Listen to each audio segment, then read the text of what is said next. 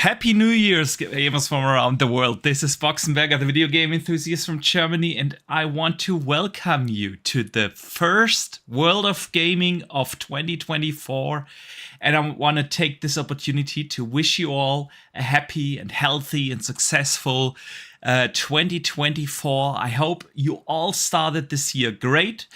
At least in gaming, Dutch, it looks like it's going to be a fantastic year, and we will be talking about that and a couple of other things. But first, welcome to you. How are you doing, my friend? Yeah, I'm doing well. Nice, relaxing 2 weeks off, and then back at work this week. It went far too quick. It's usually what happens with vacations, right? Yeah. It's always the same. It's not just vacations. It just seems that this time of the year just goes far too quick, and then before you know it, you're back at work again. So, yeah, I'm back to the grind. But yeah. I gotta go back to work on Monday, so I'm still off. But my vacation started a little later than yours, so yeah. But yeah, we spent a couple of days in the Black Forest here in Germany over New Year's. Just the kids, wife, and I.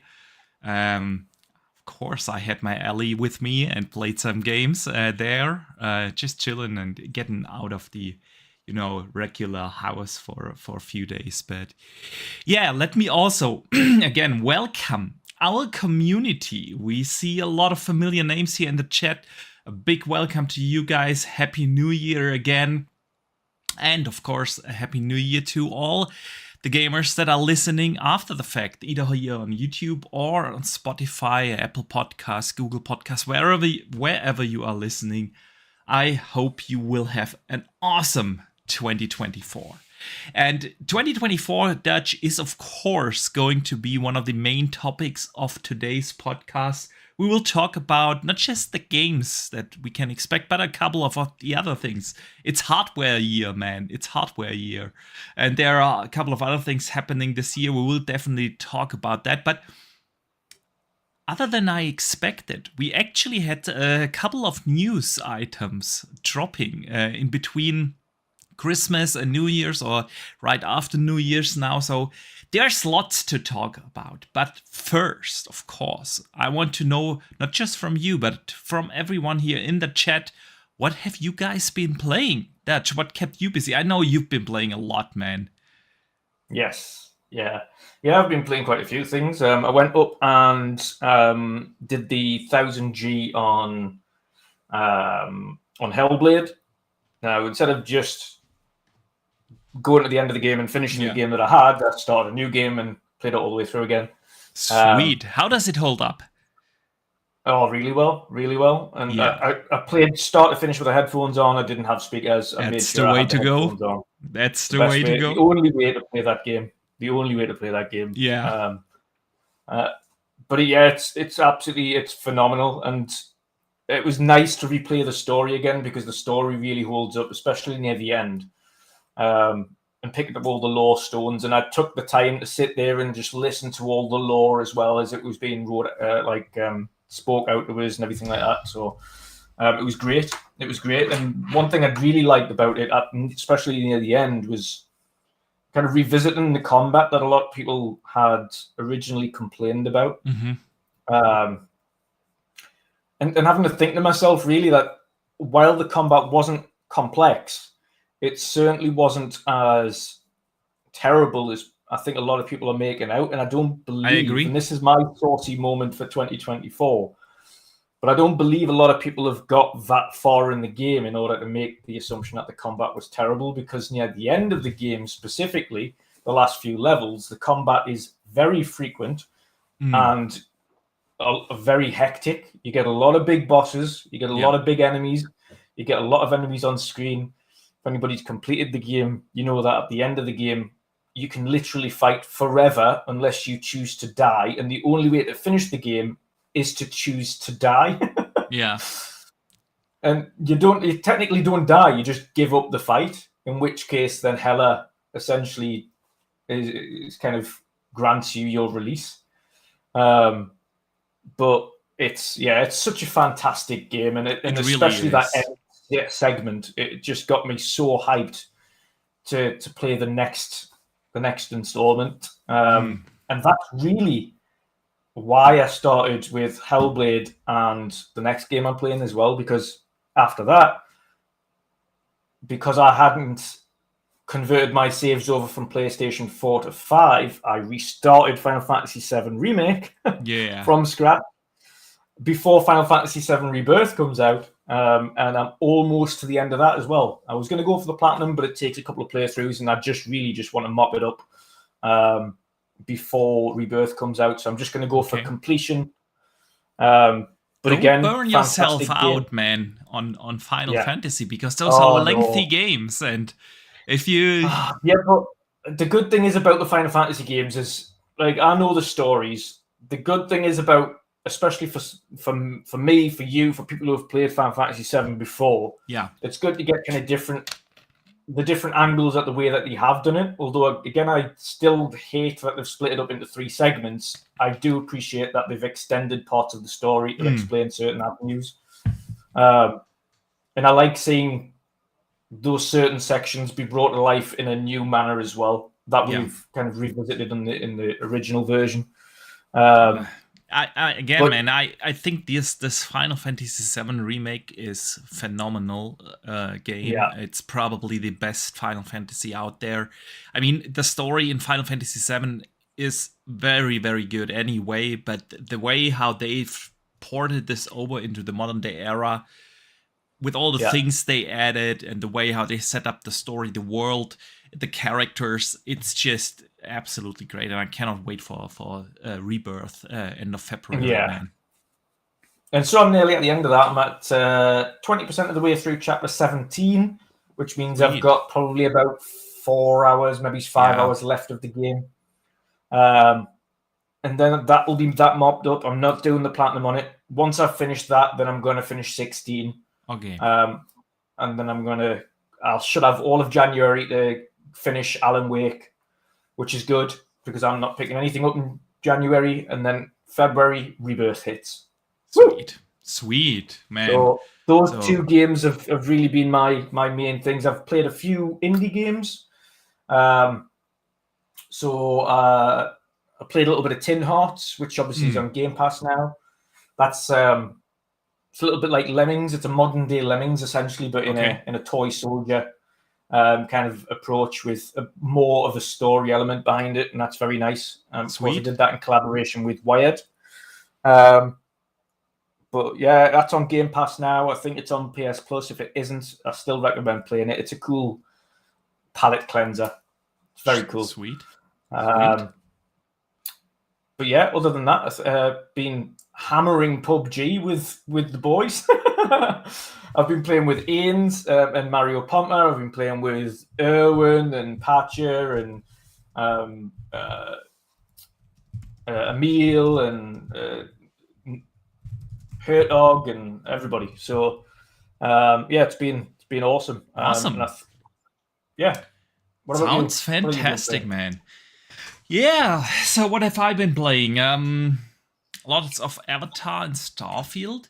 But before we talk about that, one or 2 quick things. First, you can still vote in the chat what gameplay we are going to put on here today.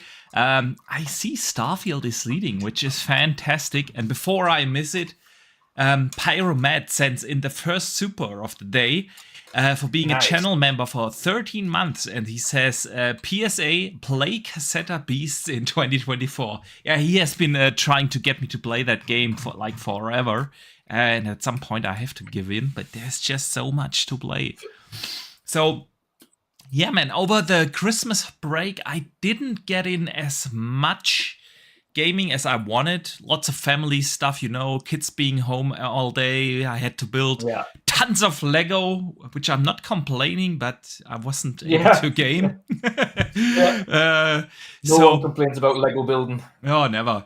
Well, sometimes, when you do it with the little ones, it's like they want to do everything on their own, which is cool, but then you're sitting there and then just helping. I can't find this brick or that thing. And but yeah, seeing the joy in the kids' eyes is just incredible. So yeah, I've been doing that, of course, a lot. But yeah, then I continued with Avatar, and man, that game is massive. Yeah. It's gigantic. I think I'm nearing the end now. I'm level 18 now, and it feels like I'm reaching like the climax in the story, but you never know. There's still Yeah. lots of areas uncovered or covered in fog on the That's why map. I pushed Avatar to the back burner for a second, because as soon as I started it and as soon as I got into that open section and I was like 20 hours into the game, I was like, this is huge. Yeah, it's massive. And I've got so many smaller titles I can get through before the big ones start to arrive this year. So I'm going to get through the Final Fantasy remake. I'm going to get through the Alan Wake. I'm going to get through like a bunch of these smaller ones. Yeah, shorter ones. Before I tackle Avatar, I'll have a nice little section to tackle Avatar before Rebirth comes out. Sweet. So then I can crack on. Yeah. But Avatar is just massive. It is a massive game, and I've been enjoying my time, but I see why people seem to drop off or fall out of the game, because after a certain time in the game, it becomes really hard to level. Because you don't level through doing quests or killing enemies or anything. You simply level in that game by increasing the quality of your gear. And to do that, you have to find a lot of resources. So you're looking for a lot of supreme resources as well. Yeah, and exquisite resources are really hard to find, and you need those to reach the higher levels. You can also earn clan favor simply by doing stuff for the clan, and then get stuff from them. You can find spare parts in the RDA bases, and then buy stuff from the humans. That's basically the way how you can level, and this becomes a little tedious towards the end. It is really good in the beginning, and it's fun because it feels like something else, something we haven't had in games that often. Not leveling up by simply getting XP for doing this or that, but to actually, take care of your equipment, and with that you will level up. But then it becomes really hard to level, and you absolutely have no chance to do, like, if your next main mission is level, 15, and you are level 14, you have 0 chances. That's like, so I see that, but still this game is breathtakingly beautiful. My jaw is still dropping to the floor when I see some of the vistas and the lighting, and I'm having fun so far. I would rate it probably somewhere in the 80s, 83, 4, 5, 6. I don't know, somewhere in that ballpark. But yeah, so I've been playing that a lot when I was at home, and then again we've been traveling over New Year's, so I took my Ellie with me, and of course I installed a couple of games. I actually wanted to get through Jusant and Cocoon, and every time I picked the damn thing up, I was just booting up Starfield again, man. I know I should play Jusant, but Jusant only like 7 hours. You could have played that game in 2 days. Yeah, I could have, but I didn't want to. It was just so tempting. It was just so tempting to boot up Starfield.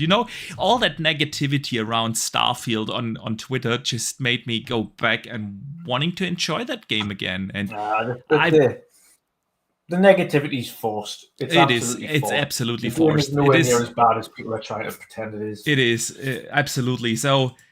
And with that, we probably should close the poll in the chat. We have a clear winner for Starfield gameplay, which is awesome. So I'm going to briefly switch out the gameplay. My word, is Age 4 only second bottom? Boxy, what happened? I don't know. I have no idea, man. No idea. So hang on. There we go. Starfield. I don't know what it is. Yeah. only Valhalla rated less, or was voted less. So interesting. I thought I put Valhalla as an option in there because it's coming to Game Pass, man. Yeah. So yeah, man, and I've been enjoying Starfield again. I'm doing the New Game Plus right now, and honestly, I had a little problem at the beginning with the New Game Plus because I had, in my first main playthrough where I did all the faction quests, all the companion quests, and everything. Yeah. You can't do everything in that game, but you know what I mean, like the main stuff to do. Then by the end of that playthrough, I had like an awesome ship. I had like 2 guns that were so good. Yeah, they felt good. Yeah. I have modded them that's out. one of the main reasons I dropped off New Game Plus is because I didn't have my original ship anymore, and I was like, it took us so long to make that ship, and now it's gone, and then it was gone, and you start, you can't. I didn't find any good weapons at the beginning. At least, well, they were good, but not as good as the ones I had because I had modded them out. I've invested a lot of skill points, in weapon crafting and shit, and so I didn't have the resources to simply modify the weapons I found, and so I was a little, but then it hooked me again, it's like I'm doing a lot of stuff differently this time, made some other choices, like I'm doing the 3-star Ranger quest line right now, and making a lot of different choices, having a lot of fun again, and then I had enough money to build a good ship again. I built myself a badass Class C ship now. Trying to get some resources now to mod a couple of weapons I found that I do really enjoy. And man, it's just such a good game. It really is. And I cannot wait for the DLC this year. But yeah, let us see what the chat has been playing. First, shout out to Fantoser for being a channel member for 14 months. He sends in a super and says, "Great to see you guys back. Currently trying RoboCop." Yeah, I've been thinking about tackling RoboCop next after Avatar. Let me know in the chat how you guys like that. It looks phenomenal. So where do I start? Here, Ray Oid. Sorry for butchering your name here. Has been playing some old school games that he never played, from Double Fine, In Exile, and he has a different perspective why they are now part of Xbox, especially In Exile. In Exile has made some great games. Wasteland is super underrated, man. Super underrated. Yeah. It's also super difficult. Oh yeah, it I is. am terrible at these games. I tried Wasteland 3 and I just got murdered by that giant spider crab tank thing, and I was like, I am terrible at this game. I am utterly terrible. I couldn't find a way around it. Every time the character was moving, it was just decimating all of the characters. I was like, I just can't play. I am bad at this game. Like, this isn't a bad game. I am just bad at it. I am really bad at this game, so I'm uninstalling. I've seen a lot of people say that about Wasteland 3. And whenever I've seen people play it, the problem is they play it like an RTS or like a strategy game, a 4X strategy game or something. And it isn't that. It is a role-playing game. You have to look for loot. You have to upgrade your character. It is an RPG. Yeah. And not a strategy game. Maybe you should give it another try, man, because it really is good. I've got no doubt it's good. I'm just terrible at it. I don't mind admitting when I'm just bad at games. That's fine, man. That's fine. Then Jacob Novi took the 1000G on Lego Batman 2 on the 360 and is now playing Lego Star Wars 2 and Lego Batman 2. Sweet. Mr. Joanna Dark is playing the Final Fantasy VII Remake on PC. Always a good one. It is a great Final Fantasy. I've got it on PC as well, actually, but I'm not going to go through it another time. I've put that down as a discussion for later when we talk about Final Fantasy VII Rebirth, where to get it or whether to wait. But let's wait for that and see what other the rest of the community has been playing. Luke Steele has finished Dead Space. Awesome. Halo Infinite and Uncharted 4. He's playing that on the Steam Deck. Oh, nice. Lady Foxfire played Teenage Mutant Ninja Turtles and some board games with the family over the holidays. Yeah, I've done that too, man. I've introduced my kids, to some classic board games. But I feel that for most of them, they are still a little too young, especially the little one. And board games are fun, man. I love them. So Pyromed 100%ed Vampire Survivors over Christmas. Nice. That's cool. So yeah, I hope I didn't miss anyone.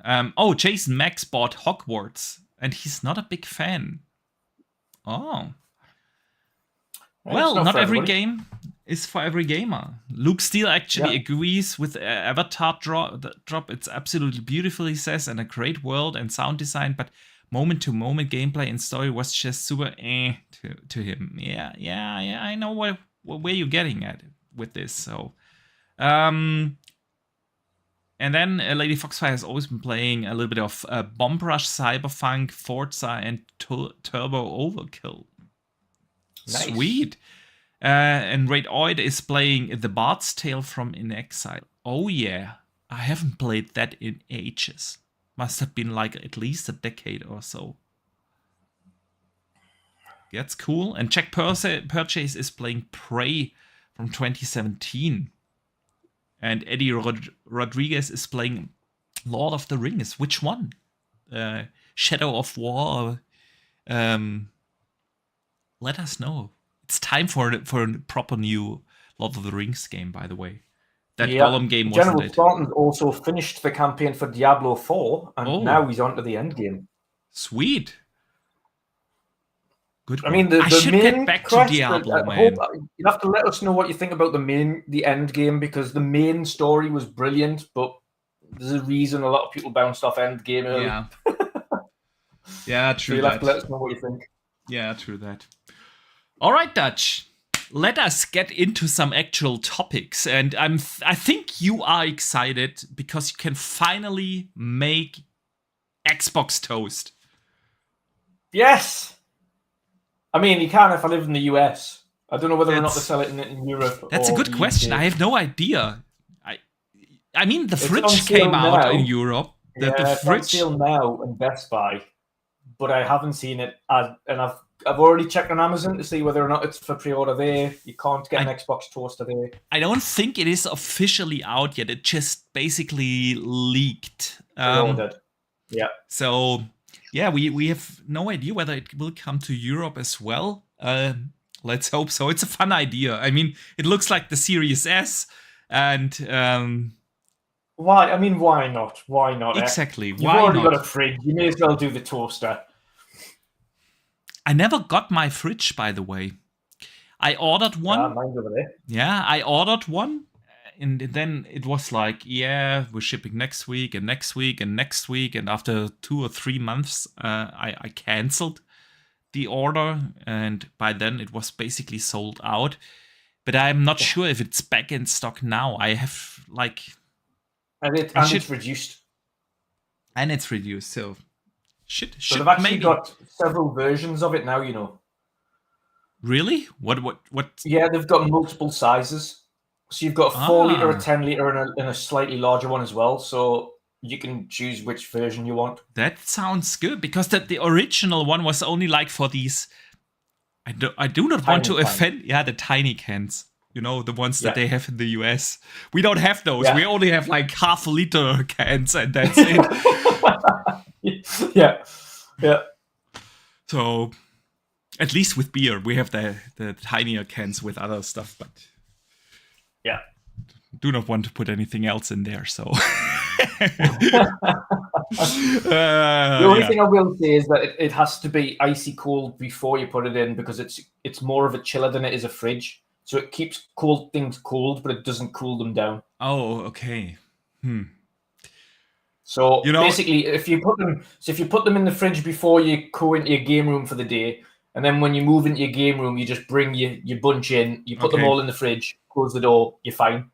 That'll be good. You know, keep them all the icy thing cold. is, right behind this wall here, behind me, we have our garage, and we have a big fridge just for, you know, with a glass front, just for beverages.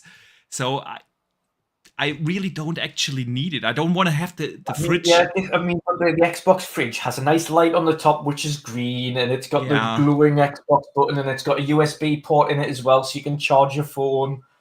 So I mean, could put it right here on this desk. Exactly. Let me see. Check after the show again if that is available. Are you getting the toaster?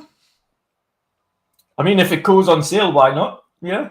Hell yeah. It was like super cheap. I think it was only $30 in the US. Yeah. It's not. I mean, I think it's like it's not even a big toaster, but it's yeah, I'd get one. I rarely eat toast, so it'll kept nice and pristine.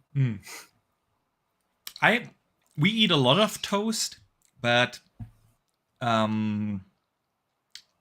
would have to actually talk to the wife whether she wants to remove one of her quadrillion kitchen tools to put up another toaster, because we actually. I'm more for, you know, a very English thing, but I love toasted crumpets.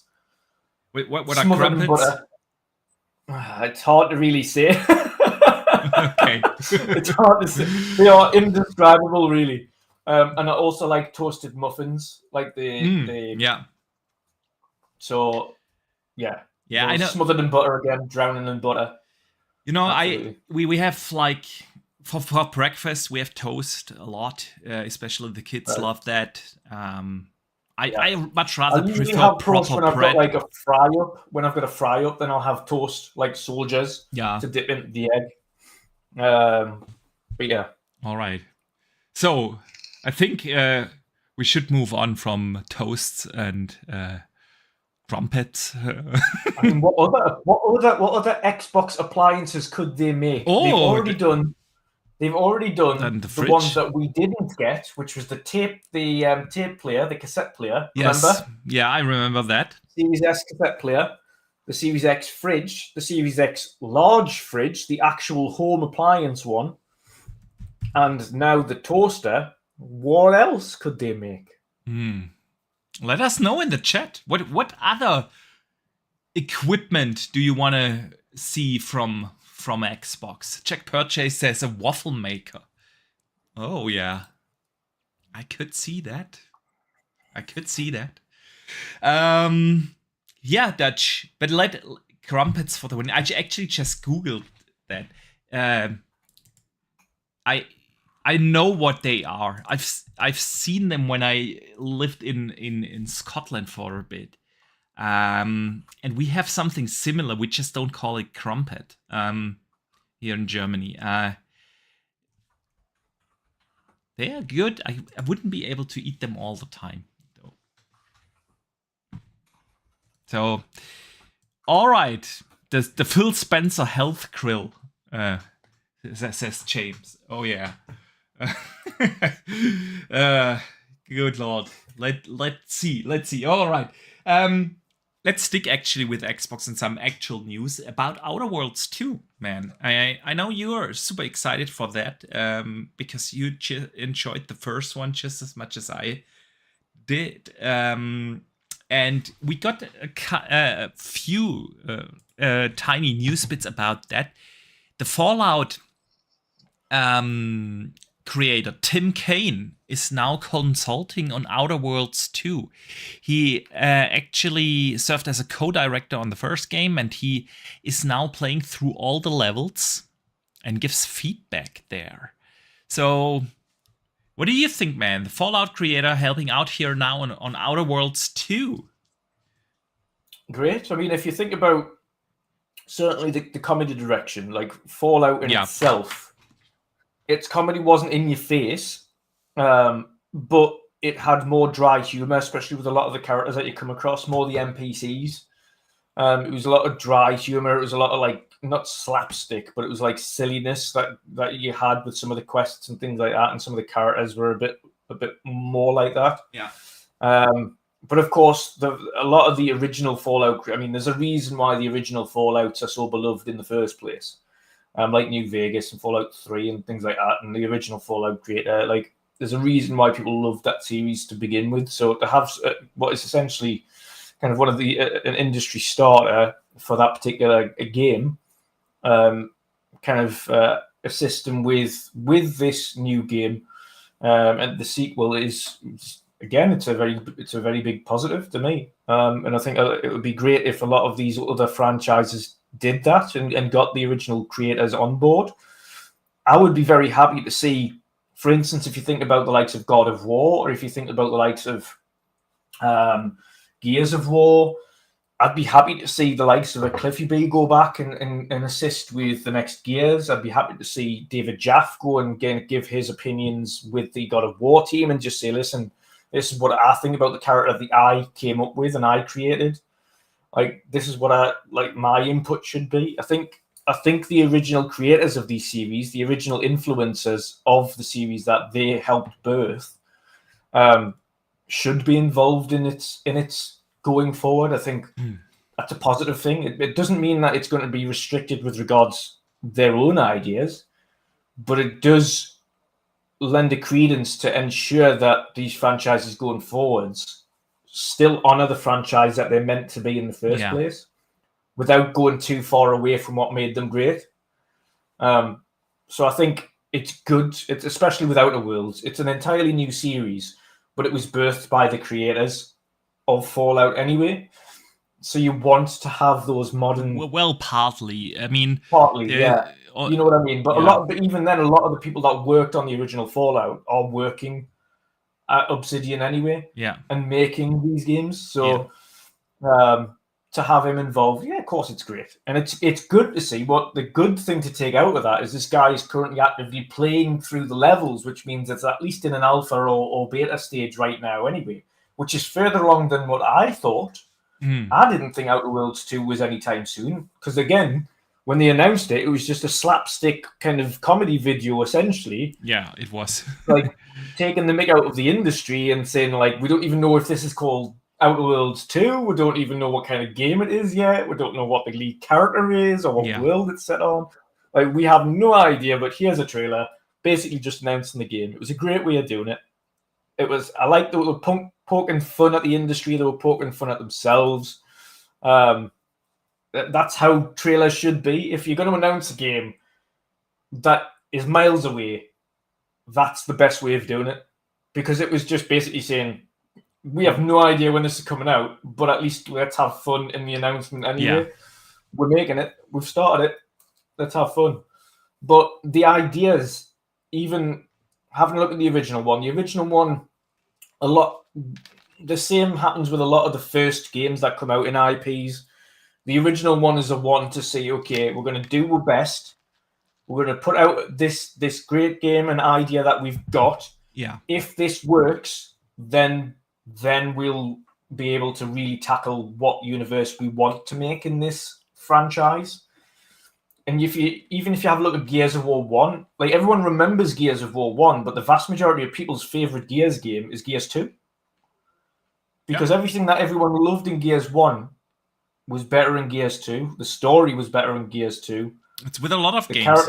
Halo 2, more beloved. And it's because Uncharted 2. They got to that point where they were like, right, all of this stuff works. This stuff didn't quite work, but we now have the ability to emphasize or enlarge that idea to make it what it should be. Or now we can look at creating a bigger universe in this thing. And I think with Outer Worlds 2 specifically, this is where we're going to see that particular franchise really take off. I agree. I loved Outer Worlds 1, but it was what you would class as a bite-sized Fallout. Yeah. It was like a bite-sized space Fallout. It was like really small.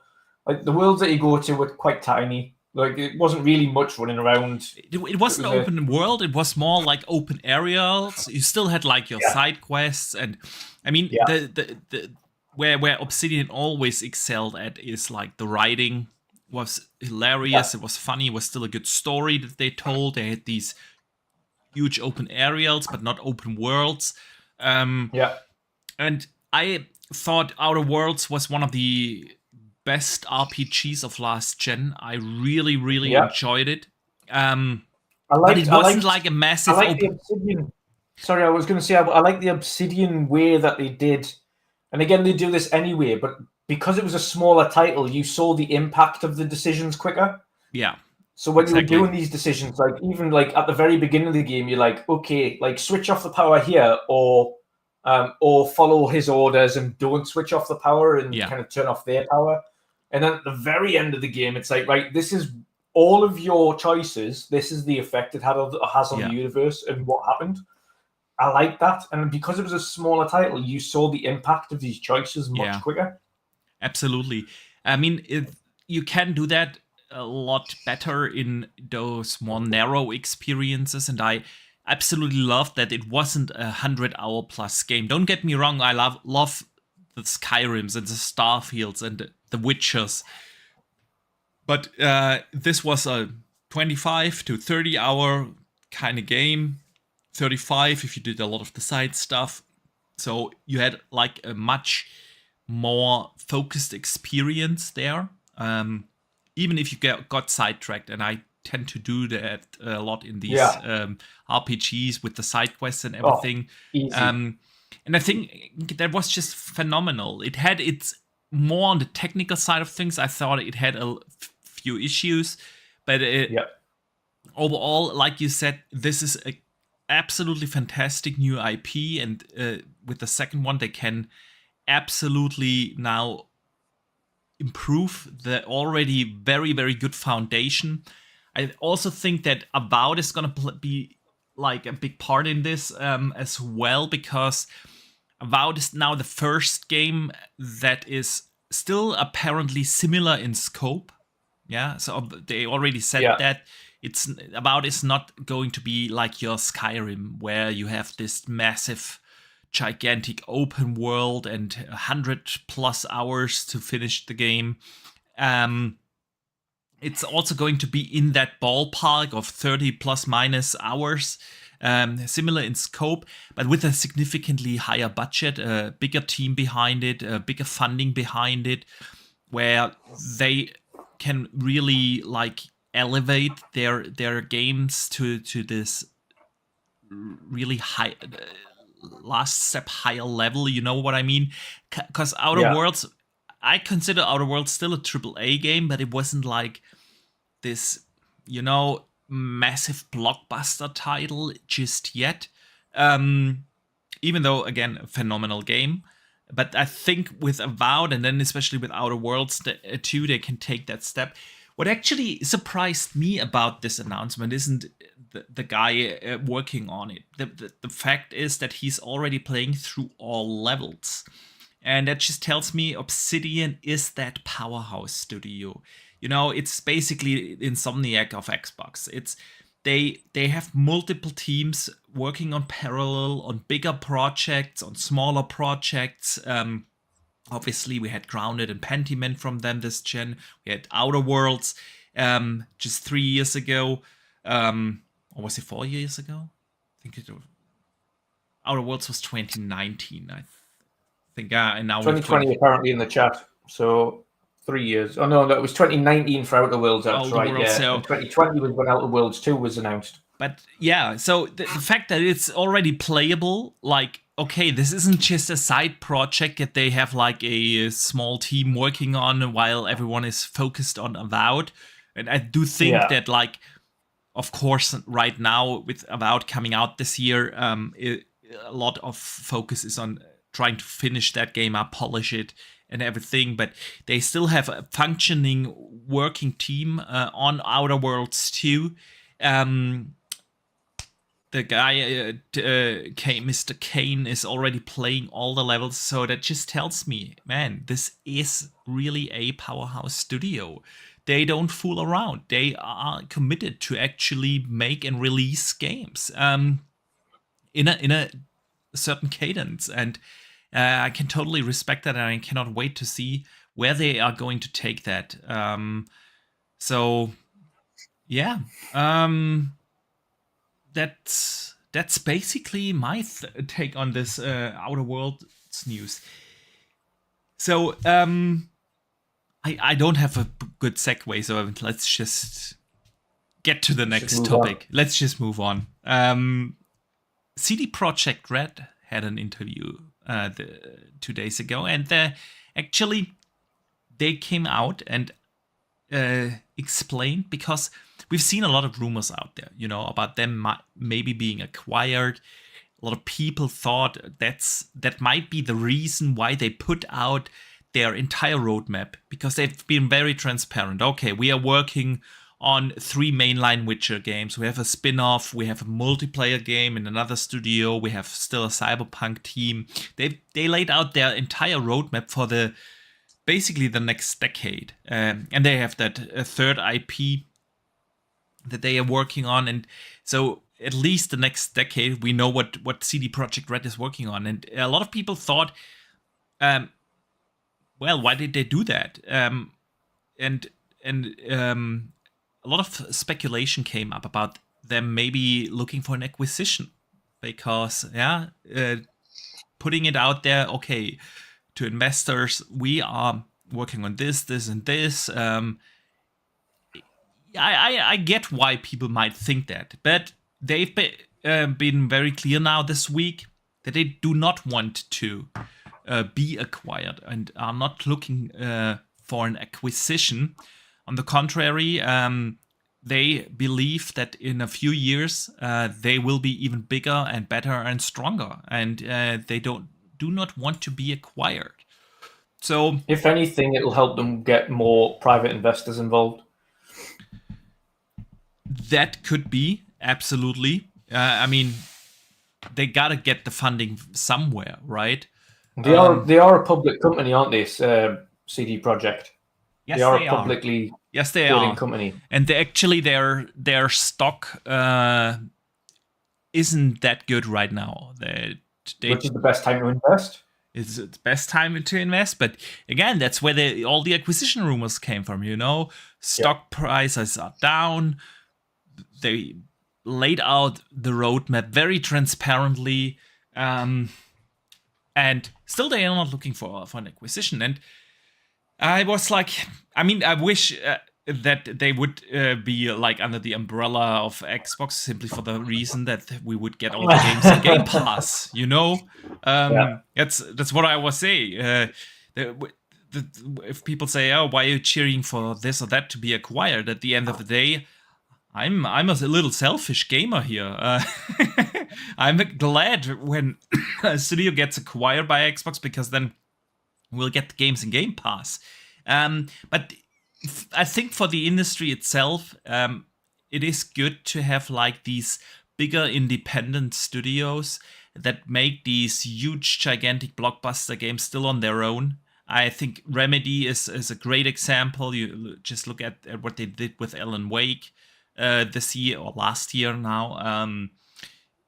We need those kind of studios too in the industry that still work independently and not under the umbrella of one of the big major publishers. So I don't know. I think the likes of Rockstar, I think the likes of CD Projekt, I think those studios should very well remain independent.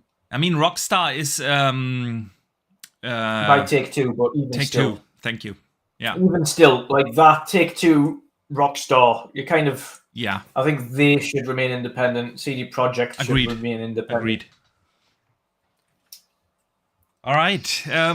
So anything? Likewise, the likes of when people keep mentioning EA should remain independent. That's not because the games are terrible, but the issue with an EA, and this specifically with an EA being acquired, is that games like FIFA and Madden and etc. Those are hammer blows to any platform. So if they were to ever become exclusive, other platforms could literally end up being killed off. And it sounds so ridiculous, but on a casual front, the vast majority of game players in the console space are casual, and the only things they ever play are Fortnite, Roblox, FIFA, Madden, NBA 2K. Like, they're the only things. Call of Duty. And Call of Duty is remaining multi-plat for that very reason, because Microsoft know it's going to make them a bucket load leaving it everywhere anyway. But B, if they did happen to make it exclusive, it would actually do substantial harm to the rest of the industry. Like, it would definitely do big harm to PlayStation, because that is a needle mover. So they haven't done that, and regulators know that as well, which is why they made them assure that essentially that game was remaining everywhere. Yeah. If an EA was required, those same stipulations would end up having to be put in place by the regulators. They'd be like, well, no, FIFA, Madden, all of these sports games have to remain multi-plat. Yeah. Like, they have to. Because if you take those away, if you think back to Sega with the Dreamcast, and when PlayStation first got in the market, other than the fact that the Sega Dreamcast was a bit of a ball ache to work with, PlayStation literally forced them out of the market by getting exclusivity rights on the big sports titles. Yeah. Which was one of the major downfalls of that, and the reason why Sega ended up out of the industry, because they could not compete with the fact that PlayStation had taken these big sports franchises away from them. That couldn't happen in a modern world now, because it would detrimentally affect the landscape. If Xbox acquired EA and made FIFA, Madden, etc. exclusive, I guarantee the vast majority of people would completely switch sides, because it's one of those things. As terrible as those games are, the vast majority of casuals love them, and they get them every year. And that's the only reason they get a PlayStation. Like, I could speak to tons of people that I know personally that have bought a PlayStation 5, and you're like, so what do you play? Just Call of Duty and FIFA. I'm like, oh. Yeah. Okay, have you tried Spider-Man? Nah, not like Horizon? No. What about this? No. I mean, it shows in the sales, right? If you look back in the PS4 generation, what did they end up selling? 110 million or something like that consoles. Yeah. And then you look at their biggest exclusive titles, like God of War, 10 million or 12 million or what it was. Like, so the attachment rate is around 10%. That means 90%, and that is the vast majority. Yeah. Does not care for those kind of experiences. And I think that is also one of the differences in between Xbox and PlayStation. Even though Xbox sells significantly less consoles, the attachment rate is higher, because the casuals, they buy the PlayStation because that's the known brand, especially outside of the US. Playing video games is a synonym with PlayStation. Like, here in Germany, people usually don't say, oh, I like to play video games. They say, I like to play PlayStation. And by that, they mean playing video games. You know what I mean? It's like, but if you look, only just a couple of days ago, we've seen like the best-selling games on PlayStation right now. Yeah, and in the top 5, you only have seen the casual games you just mentioned. There was Fortnite in there, Minecraft, Call of Duty, Roblox, and I can't remember the 5th. But you know what I mean? And it is because people buy their consoles, play those kind of games, and then be done with it. And Xbox is a little bit different. It's because it is not as well-known brand as PlayStation. It's more for the hardcores. I think if you look at the consoles that they've sold, 25 million or what it is this gen so far, plus minus, of course, is what Yeah, it was 25 at the end of October. Yeah, 25.37. It's tracking ahead of the Xbox One and 360. No, it's actually behind the Xbox One. No, it's slightly ahead by like 1 million. Like lifetime sales, life to date sales. The last I've seen, they were not much, but a tiny bit behind the Xbox One generation. Be that as it may, that as it may, the thing is, those kind of gamers, a lot of them are more like hardcore gamers that tend to buy third-party games, that tend to play actually the exclusives. Because if you just want to play Fortnite with your friends, you're highly likely getting a PlayStation or Minecraft or FIFA or Call of Duty simply because all of your friends have those as well. Yeah. But the people buying an Xbox, and we see that a lot, are more like the hardcore gamers. Not everyone is as hardcore as us, basically getting everything. And a lot of the people here in our community, of course, spending the time listening to video game podcasts. And so we are very invested in the gaming scene. Not every Xbox gamer is that, but you don't buy an Xbox just to play Call of Duty. It's just not gonna happen. And that's what This is a conversation I was having the other day with Everborn Saga. It was in the primetime DMs, and it was about whether or not exclusivity means that much these days. And I was saying, well, it still means something, but it isn't as big of an outlier as people think it is these days. Like, exclusivity still has a place. Yeah. When you can have first party games, some of them like a Halo or a Gears or an Uncharted, like, you still have these outliers that are good being exclusives. There's a reason to play those. But does exclusivity actually drive console sales now? Realistically, it's a no. Very good question. I think yes and no. Yes to the hardcore, no to the vast majority. Yeah, I agree. I do agree. To a certain because degree. It's the same. Like, it's an ecosystem thing at this point. It is. That's a problem. The reason like PlayStation is still barreling forward is because ultimately, what is the most common thing on the market? Yeah. Like, if someone asks their friend what platform they play, and the most common denominator is PlayStation, then what platform are they picking up? Yeah. It's PlayStation. And not because they want a PlayStation, but because everyone else has a PlayStation. It's like when people talk about iPhone. It's peer pressure, basically. Yeah. And it is what it is. The thing is, do exclusives matter? We don't have exclusives anymore. At least not on the Xbox side of things. On Xbox, everything comes out on PC and you can play it on cloud.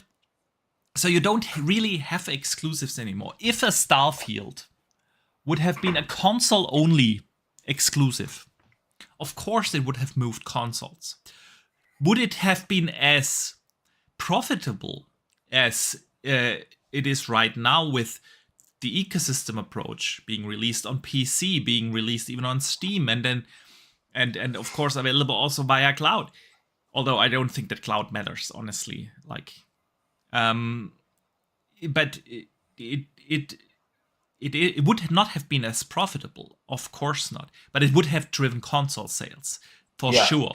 But we wouldn't have like what is it now, 12 or 13 million Starfield players. You wouldn't have those, and so do console or do exclusives matter? I still think they do matter. Yeah. Not for console sales, but they give the platform an identity, and I think that is still very important. That I agree with. I think it's because the landscape's changed. Yeah. Because exclusives in 360, PlayStation 3, exclusives in PlayStation 4, Xbox One, absolutely mattered. It did, like, it needed to. It absolutely mattered. I think the way the landscape's changed over recent years, specifically, Xbox have identified this already in knowing that no matter what they do, outside of literally outright making a Call of Duty or a FIFA or something like that exclusive, unless they did something that was to really rock the industry on that front, they wouldn't gain ground. Yeah. And you can't, that's like trying to convince, like, have you ever tried to convince an iPhone person to go into Android? Yeah, exactly. It is physically impossible. That's like if you can try to convince an Xbox guy who has his entire ecosystem built up around that, his entire back catalogue, his friends list, the works, to switch to PlayStation as his primary gaming platform, it'll never happen. And that's likewise for PlayStation guys. Unless something seriously breaks, i.e. their account is compromised and banned forever, or they've had their credit card information stolen and someone's bought loads of games on their stuff. This is not masses. This is a single like occasions where you have one or two guys. But that's exactly the thing. I think that is the reason why it is so hard for Microsoft to actually compete in the console space. Because how do you get the PlayStation gamers over? You don't get the casuals over by having Starfield or Hellblade or an Avowed. That's not the case. But what it does, and why it's still important to have those, is it gives this platform an identity. And I feel like that is something that Xbox has been missing. Heck, Xbox, during the 360 days, it was the thing that everyone talked about, especially at the beginning of the generation. If you think about it, when they launched with an Oblivion as an exclusive, they had Mass Effect, man. Yes, you could play Mass Effect on PC, but if you want to play it on a console, you had to get an Xbox. They had then, of course, Gears and Halo and Fable, and you had, okay, this is an identity thing. And that's what they've lost track of towards the end of the 360 gen, and then especially with the beginning of the Xbox One generation. And it has a lot to do with mindshare. Even though you won't attract like the casuals with an Avowed or a Hellblade, you probably will not, because they are looking to play Minecraft and Fortnite and everything. You will still get that mind share, and it takes a lot of time and effort. But the hardcore gamers like us, the people that actually want those games and play those games, and the media will definitely talk differently if you have that on a consistent basis. Then it's not about, oh, Xbox has no games. There will always be like the Kotakus and so on. You know what I mean. But it gives an identity, and an identity might switch people over, because if you read articles about, okay, it's a great thing to be on Xbox because there are tons of games, you might reconsider your choice where to play Fortnite. You know what I mean? Yeah. Or your Minecrafts and so on. And so, yeah, do exclusives still matter? Yes, they do, but in a different way than they used to during the OG Xbox days or 360 days, where you had like, okay, if you want to play a Mass Effect, you have to get an Xbox. You know? Yeah. This is. You know what's going to happen this year, Boxy? And I've noticed this on the side of the casuals now. I've been having a couple of conversations, specifically with people at work as well. They are now noticing, and this is the casuals, are now noticing all the games that they want are not available on their previous gen consoles anymore. All of the upcoming games that they are looking forward to are no longer available. So this year specifically, with all the big releases coming out, none of them are on PS4. Yeah. Or Xbox One. We are finally leaving the last gen truly behind. All of these guys now go, and I think we'll even see that from the big sports titles as well, by the way. I think they'll leave the previous gen behind. I'm not sure, honestly, because the FIFA has been released on the 360 up until, 3 years ago or so, still. So yeah, it was a bad version, though. I mean, even it was did you have a look at the Switch port as well? But it is. But I do understand what you mean. Yeah, I think this year we're going to see a serious shift in units numbers for both sides. I think absolutely, that it's going to be a big one. Absolutely, and I think typically that happens midway through a generation, and we are now in the fourth year.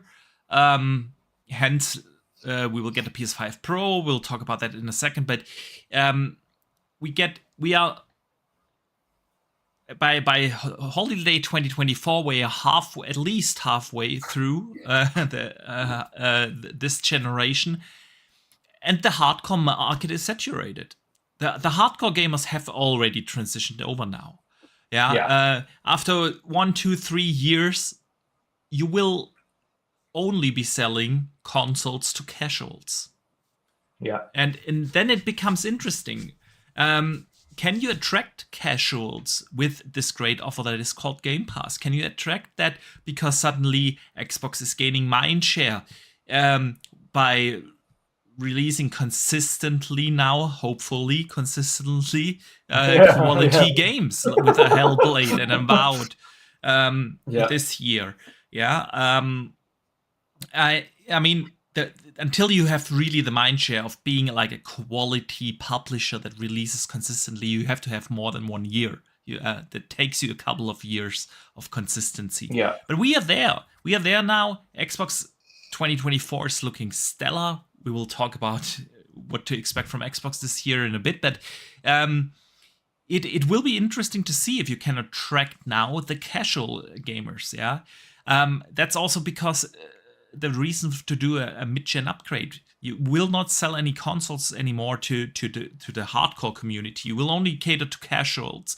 If you want to sell a console now to a hardcore gamer, you have to have a new one. And of course, you can do that via a Pro, or with what we have heard about Xbox supposedly starting the next gen early in 2026. Great question, man. About do exclusives still matter? I think it's a tough one, because to the hardcore and to identity, absolutely, they still need exclusives to differentiate themselves from the competition. You absolutely need that. But from a casual perspective, no, because the vast majority of the market, like we've said, 90% of the market play the games that are everywhere. Yeah, your FIFAs, your Fortnite, your Roblox, your Minecrafts. They're the only ones that play. And then occasionally they dip into one of these things. One of my best friends here in real life, he's a super casual gamer. Exactly what you described. He is happy with, like, he buys a game, a Call of Duty every 2 years, not even yearly, like every other year, and every other year the FIFA, and then he's basically good. But occasionally comes to me and says, "Hey man, I wanna play something. Can you recommend something?" And usually, if he strives out, it's one either he played Hogwarts this year and Diablo. It was a phenomenally year for him. He's never played like 2 other games. But then you have these occasions, and even if you can't play, then and of course I basically recommended him the Xbox. Of course, said go get that.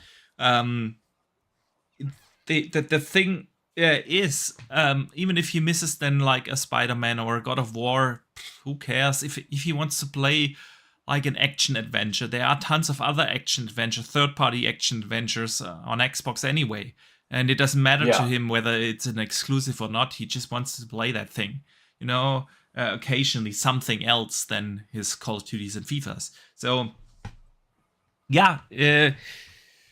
it'll be interesting to see it. Very interesting to see how this generation is going to continue. 24 is gonna change a lot of things. But before we talk about that, one last thing, Dutch, I wanted to get your opinion on. Let's stay on Xbox topic. Xbox apparently banned a gamer for an entire year for posting a certain clip that he recorded in Baldur's Gate 3. And of course, in Baldur's Gate 3, we have a lot of nudity and sexy endeavors. And apparently, Xbox is not okay with you posting clips you record in that game. And he got banned for posting one of the sexy scenes, you know. It's happened before, believe it or not. It happened it happened to people who posted images of from Cyberpunk. Do you know when you carry the girl out of the bath? Oh, really? Yep. I did not know that. Yep. That's interesting. They've had this policy for a long time, okay. but it's a strange one. It's a very strange one. Apparently, Larian, so the developer of Baldur's Gate 3, is in talks with Xbox about that fact. Because it's a super weird policy, honestly. They let you play the game on the platform, but you cannot post that you are playing the game on the platform. I don't know. What do you think of this? Yeah, we've mentioned it's a strange one. The only thing, but even then, being able to post gore or anything like that isn't bannable. But the only reason the nudity thing, I think, would have an issue for Xbox is in case, for instance, you have your kids on your account or as friends attached to your account and they see the nudity, for instance. Yeah, which is a potential. But if you set up the family settings, they are not going to see that. That's what I'm saying. So, you know, the vast majority of the time, you're not going to have like me. I'm not going to have any kids on following me or any kids adding me, and vice versa. Like, it's not going to be that, because the people that I hang around with are all much older than me, if not my age. So it makes no sense to have a policy where I can post loads of gore but not a pair of tits from a game. See, that's my general problem with this entire thing. But it is maybe just me, because here in Germany, we rate, entertainment stuff very differently than people in the US and UK do. In the US, it's totally fine, to show dismemberment and blood splatters and gore and everything. You can do that. Violence, no problem, but beware that there is a boob. Then it becomes adult rated, It's very different here. Like, brutality in video games or movies or anything is like, okay, that's not cool, but we are more okay of seeing boobs and stuff. And and maybe that's just me because I was raised here in Germany. I find it very weird that I can post like the most brutal clips, people chopping each other's heads off, blood splatters, everything is cool. I can post that. But then if I post a boob, I'm gonna get banned. It's just, I don't understand that. I prefer boobs over violence, honestly, but it's just me. So, it's a very weird thing. It is. All right. I don't know why they've got the policy. I can imagine them revisiting it and saying, okay, like you're no longer going to be banned for taking a screenshot of a pair of tits. Yeah. Like, it makes no sense. Like, especially the length of ban. People get banned for far less for cheating. Especially like people that cheat are banned for like 30 days, but God forbid you pair a post boobs. That's a whole year. Whoa, Dutch. We cannot do that, man. We cannot do that. Especially what is weird. If it's such a big problem, then why allow the game on the platform? Yeah, and at least be consistent. I mean, it's not like you're posting like porn on the platform. I would understand that, but if the game is, you're allowed to play the game on the platform, why not being able to post the things that happen in the game that you allow on the platform? It's just not consistent, man. It isn't. But Dutch. Find sir in the chat says Bubenburger. Yeah, man. I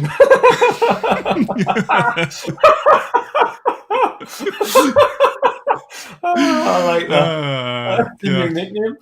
The new nickname, man. Bubenberger. Bubenberger. And Fanto, I blame you now if I see that going around. Oh, good lord. I'm gonna get a t-shirt made for you just for Gamescom. Oh, Bubenberger. Bubenberger. You know, my wife wants to come next year as well, so I'm not sure if you should do that. No, but I know you got to do it anyway. So, well, all right. Those were like the tinier news bits. Let us talk about 2024 in gaming, and we talked about 2023 being like a fantastic year for video games. And 24, it looks like it's going to continue that road. You know, simply being a great year for gaming. We will talk about some of the games and the game highlights that will come out this year in a bit. But first, I wanted to talk to you about a couple of other things that will happen in gaming this year. It's new hardware year. 24, we will see a lot of new hardware. The PS5 Pro that has been rumored is probably going to come out this year. It looks most certainly as if the Switch will come out, the Switch 2, will come out this year. And from all the leaks a couple of months ago, the Xbox leaks, we learned that Xbox Series X is going to get that Slim. And man, I'm sorry, I'm still a little distracted by the chat because Sith Lord now posts, "My wife needs a shirt saying I'm with Bubenberger." Yeah. Oh, good lord. Matching t-shirt. If you tell that gas, I bet he's gonna bring her such a shirt to Gamescom. You don't have to tell Gaz. I'm on it. Oh, God lord. I'll edit your avatar as well to have a big pair of jugglies. Yeah. I know that UK Desirous is already working on that because he's always stalking me with his pineapple pizza emojis and photoshopped stuff. Now we've set something off. We set something in motion. All right, where were we? Sorry, guys, got a little distracted here. 2024. Yeah. New hardware this year, man. You're looking forward to? So we got the PS5 Pro, most likely the Switch 2, very, very highly likely, and all but confirmed. Basically, we're gonna get a Series X Slim. Or whatever it will be called. I call it a Slim because that's basically what it is. It's not new hardware. It's just a refinement, different form factor, better Wi-Fi, stuff like that, bigger hard drive. It's basically a Slim. So yeah, it's not to say I won't pick one up. Yeah, I'm not sure. Honestly, I'm really not sure because what is there for me in that console that my current Series X can't do? I'm not using the Wi-Fi. I have it hardwired, so don't need that. Announcing a Hellblade Senua Saga Slim Xbox Series X. Yeah. Yeah. Do you think that they will finally start to make like the custom consoles? Because we haven't gotten. That's a funny thing, because that's one of the reasons. One of the things we spoke to them about at Gamescom was why haven't you done more of these custom ones that you did previously? Yeah. And one of the main things that they said to us, which we can talk about, is because they were trying to just get on top of the amount of units that they could put out first and foremost, and that spending time creating these second ones when they didn't have enough to put out the market anyway wasn't priority. So because that's why the only one we've seen so far is the Halo Infinite one.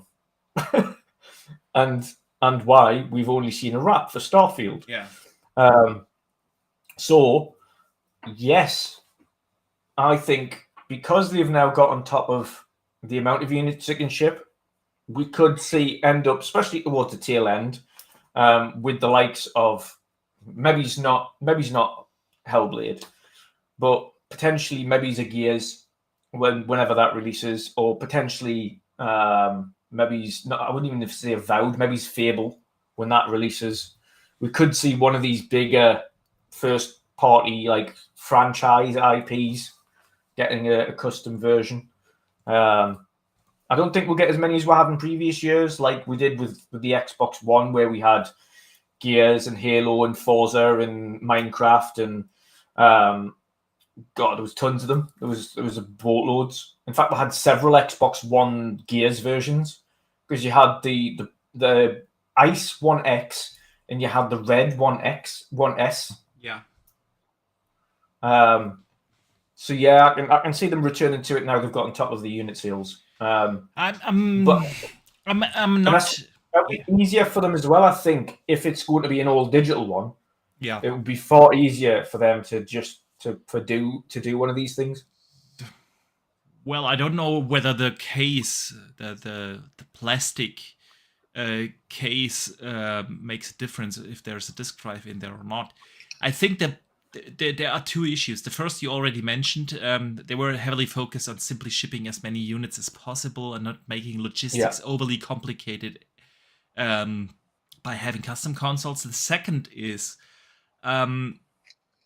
which one do you customize? Do you customize the Series X? Do you customize the Series S?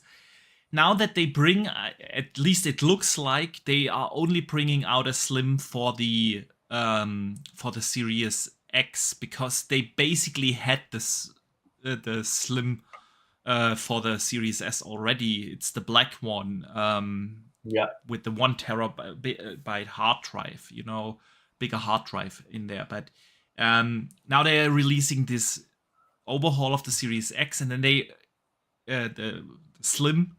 And if you would customize that, you would at least sell a couple of those to the hardcore fans, because they want to get these custom consoles. Custom consoles are for the hardcores anyway, and you don't have to do it for 2 console SKUs. I could see them do that, but I think more likely is that they will continue down the road with the wraps. Possibly. The only thing we've got there is I've already seen 3 relatively decent console customization sites already doing wraps. Yeah. And I don't mean like stick-on wraps. I mean the identical magnetic ones that Microsoft have made. They've already reversed engineered it, and they've already begun work on making custom wraps. Yeah. So I don't know whether or not Microsoft now, having seen that, and they will have seen it. I mean, to be fair, they might not have, because I had to point out the custom website that I use to them and say, listen, all these guys make these parts for your controllers, and people can literally go out and make it themselves if they want to. So I don't think they will have seen it, but it depends on how quickly they do these things, because people like us, we already pick up on these sites that make these things. So if Xbox aren't quick enough, then these things aren't going to sell, because it was a big, it really doesn't matter in the grander scheme of things, but of course the Starfield wrap not launching along with the game, but rather 6 weeks after, when the first hype was already cooling off. Yeah, you have to bring that out along with the game, or even better, like a couple of weeks before the game comes out. Or even as part of your deluxe editions that you sell. Yeah, exactly. To have a reason for people to buy a console. Yeah. Like this is the deluxe or the Series X Starfield edition comes with the wrap. The Series X Gears edition comes with the wrap, and you just bundle the wrap in with it. Yeah. That would be the ideal thing for them. If they're going to go down the wrap route, then bundle the wrap in the box with it. Yeah. So, timing is there very important, because, again, bringing out a customized thing, whether it's a console or a wrap, like weeks after a game comes out and the first initial hype is already gone, doesn't really make that much sense. So yeah, Yeah. we're getting the Slim. Again, I'm not sure if I'll be getting that, especially knowing that it's highly likely that within the year 26 we could see the next gen already starting. Don't Yeah. really see the benefit of the Slim for me personally. I don't need a bigger hard drive. I don't need a better Wi-Fi. So it really doesn't offer that much to me, other than yay, it's new hardware time. But it will be at least 500, probably 550, if not 600, with inflation still going on. Not really sure. We will see. But how do you feel about the PS5 Pro then, which is also highly likely to come out at the end of the year? It was confirmed, or not really confirmed, but through the leaks of the Insomniac hack, we got the information just this week that it looks like it will have an AI based upscaler in there, silicon supported AI upscaler. How do you feel about that, the PS5 Pro then? Again, unless it's going to be like a substantial difference in power and in the way that the games perform, both technically and visually, then I don't know. The only one I am in desperate need of an upgrade on is the Switch. Yeah. I don't know. I've literally only just got the PS5, like back in September. The Xbox Series X, again, like you say, we're just getting a slim version. I don't think I need an upgraded PS5 at this point. I don't, and especially the fact that there isn't anything that they have currently in their roadmap. Yeah, that's the thing. In the next 1.5 years that requires me to upgrade this year. Yeah, I know. That's the thing. You and I, we both use our PlayStations as the exclusive machine. I buy almost every third-party game on Xbox, and if not on Xbox, I buy it on PC. It's been a long time, honestly, since I got a third-party game that is not exclusive, like a Final Fantasy 16 or so, which is technically still a third-party game, but PlayStation exclusive. So I use my PlayStation as a console exclusive machine, as an exclusive machine. And there's just not enough coming out that it would justify this for me. I mean, we'll talk about their roadmap in a second, but 24 looks very dry. Wolverine is the next big thing in 26. And let's face it, Boxy, even if the console does release in 24, the games that are coming out in 24 aren't optimized for the next version. Yeah, they will still probably run a little better simply through brute force, but definitely not optimized for them. Yeah. And as we've seen, they don't just do an optimization like Xbox do, where they're just like, okay, it's enhanced, now it runs better, it looks better, it does this, it does this, it does this, where you just get automatic upgrades just by simply having it. PlayStation, the only way they upgrade their games is via a £10 upgrade, and they completely remaster it and resell it as separate. Yeah. So we're not going to, even if we did get enhancements for the games that are this year, we're not going to see them till a year and a half later. And even then, we're going to have to pay extra to get them anyway. So, yeah, exactly. That's the thing. Then you could argue. I mean, I'm definitely pro mid-gen upgrades.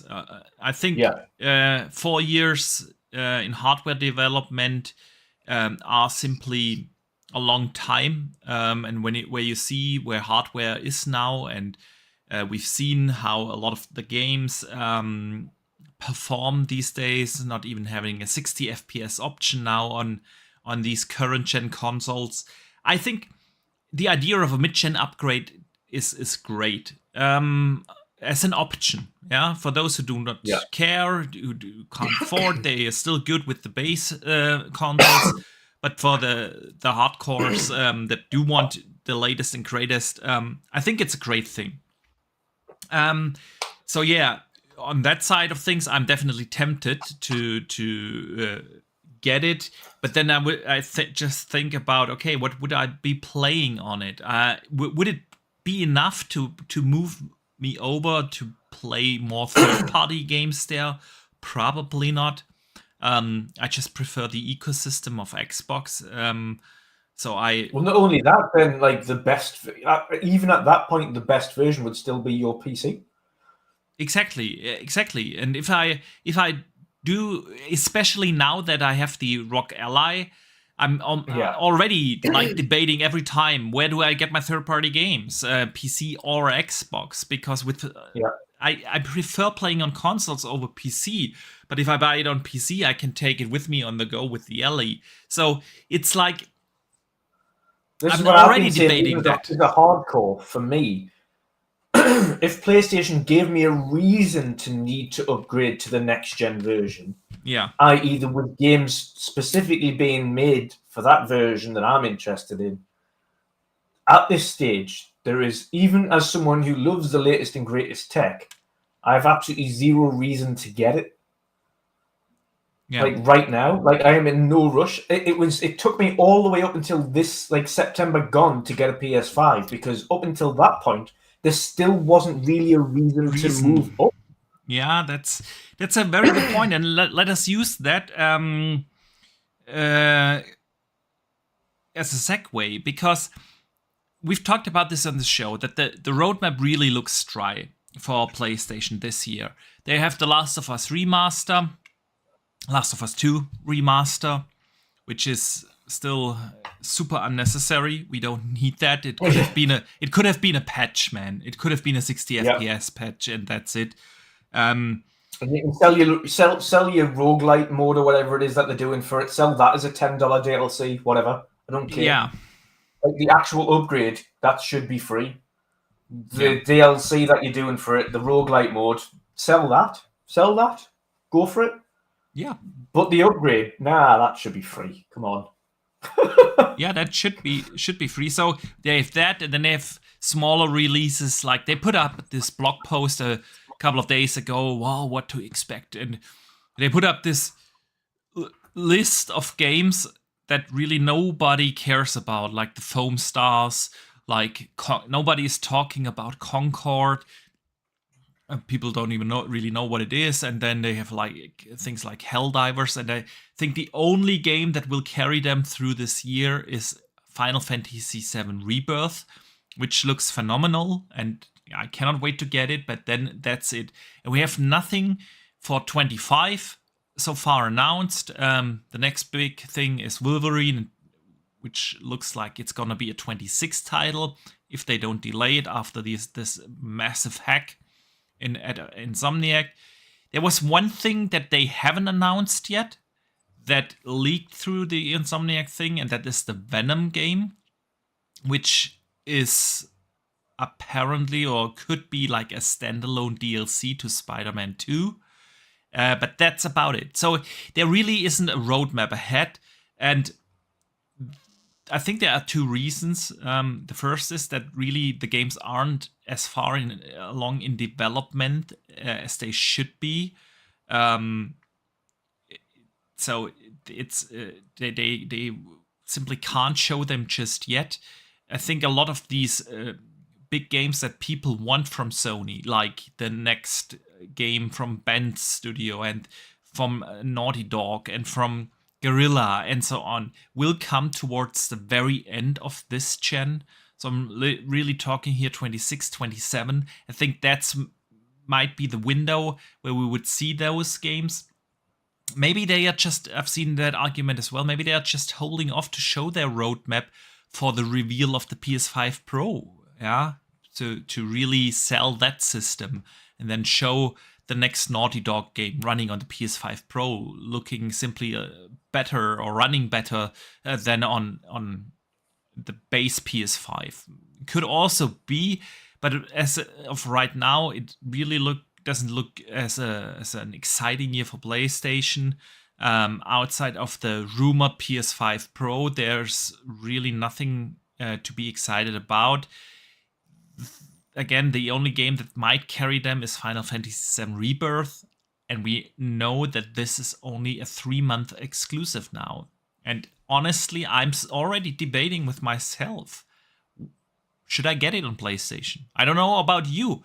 But if it's only a 3-month wait, especially since February, March, and April look like a very packed months already, I'm thinking, okay, should I hold off? Wait, because where does it come out after 3 months? Highly likely is PC, of course. But then Phil also teased a lot about Final Fantasy VII Remake. They're working on it, you know.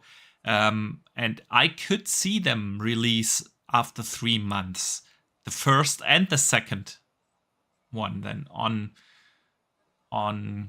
Xbox as well. And you know what I'm going to tell you even about if it's only coming, let me finish this 1 second. And even if it's only coming out on PC and not on Xbox, I could get it on PC and then also play it on the Ellie. You know what I mean? So I don't know where you with this and Final Fantasy VII Rebirth, but yeah, being a Final Fantasy fan, owning all of the Final Fantasies on all available platforms, I will get it on both of them. I will get it on whatever platforms they come out on because I love them. So even if I finish Final Fantasy VII Remake and it comes out on Xbox, I'm going to buy it again on Xbox because I'll happily play through that and get the achievements again on Xbox because it's a great game. I'll be getting Rebirth day one on PlayStation 5. And if it comes to PC, I'll pick it up on there because I've already got Final Fantasy VII Remake integrated on both PS5 and on PC. I've already got all the originals on mobile, Xbox, PlayStation, PC. I own all of the Final Fantasies on every platform that they're available on, Switch included. So to me, it matters not where they arrive. I'll still pick it up. So I'm one of those really wild ones, where I'll just buy the games wherever because I love Final Fantasy. So I'll happily play through them several times over. I've lost track of the amount of times I've finished the original Final Fantasy 7 and 9 on multiple platforms. I'm probably as bad as you playing The Witcher and everything and Skyrim and everything. And yeah. Yeah. So for me, no, even if it's like 16, and I'm glad, I'm personally glad Daz really pecked our heads to try Final Fantasy 16. Because at first it was like, it's a great game, man. Yeah, and now I do. I think the story is great. It's obviously not a standard Final Fantasy, but the story is great. Graphically, it's very nice. The set pieces are awesome. The music's good. The acting's good, and I'm enjoying it. Is it my favorite Final Fantasy? Absolutely not. No, I think even 7 Remake's better than that. But it's a great game. And I'm enjoying that. I'm looking forward to finishing that. And if 16 now comes out of the Xbox in the future, I'll absolutely pick it up on there. If it happens to drop on the PC, I'll probably end up picking it up on there as well, just to max it out and make it look even prettier. So with Final Fantasy, it's one of those franchises for me that's a little bit different. I'd just dive into that game everywhere it's available. You know, I would probably also consider double dipping if it would support cross save. Yeah. But then Xbox will, of course, naturally. Xbox will, but I don't know if the PlayStation version will. Will they? Xbox only supports a cross save thing on games that are in Game Pass. That's basically all the only thing to get cross save. There are only very, very, very few games, and then it's usually not the games. Yeah, I think that the only reason for that isn't down to them, though. I think if they had the option, they would have every game as cross save available, but it's down to the developers whether or not they allow it. Agreed. That's what I mean. Like, if a game comes on Game Pass, it almost all of them have Play Anywhere. At least the newer ones. They are still like for some weird ass reason, Skyrim, available on Game Pass, Xbox first party title now, not when it released, but now, and it still doesn't. It still doesn't support Play Anywhere. But now, basically, all the games that came out over the last couple of years that are in Game Pass do support it.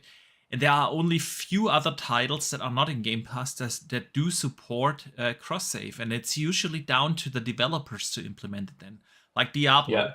Diablo cross-progression across all systems. Or The Witcher and Cyberpunk. They do support that, but that's because CD Projekt Red took care of it. It's something actually I find very unfortunate, because that is something that, especially if you are gaming on multiple systems, and now especially with the portable Ellie, it becomes like, I want to continue my games on the Ellie on the go and then pick it up again on my console. That's just something I want to do and be able to do. And Mr. Joanna Dark in the chat says, there are Square games that become Play Anywhere. Yeah, but only the ones that are in Game Pass. It's like very, very few games do support that, unfortunately. But if Final Fantasy VII releases on Xbox, then we might see it. Then we might see if it comes to Game Pass.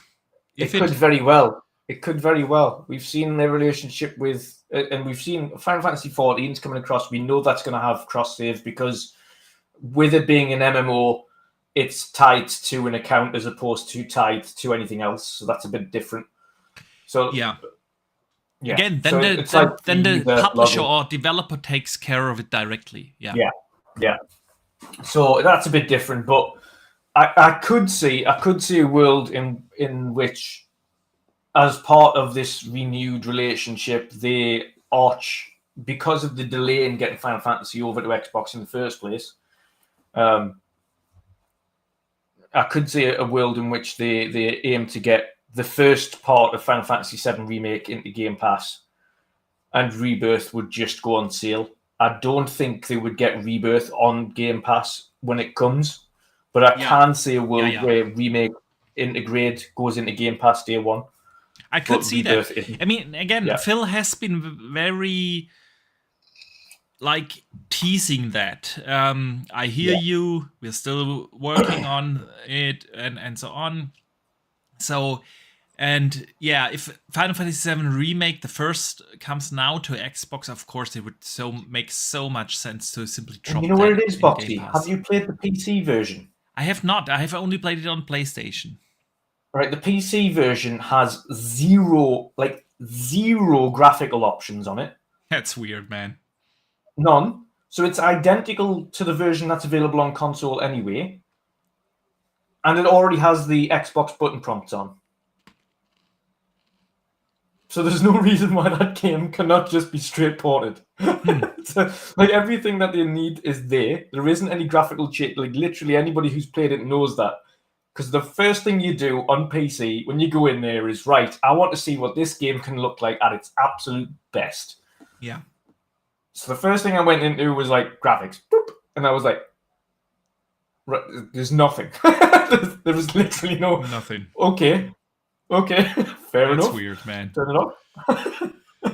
All right. So PlayStation 24. There's really not much to talk about other than Final Fantasy and the rumored PS5 Pro. Do you think we will? Little ones. But I don't know whether or not we're interested in them. Now they have Rise of the Ronin. Yeah. Helldivers 2. Which could be interesting. But am I going to pick it up first? No. Rise of the Ronin isn't my bag. That's a little bit more Soulsy again.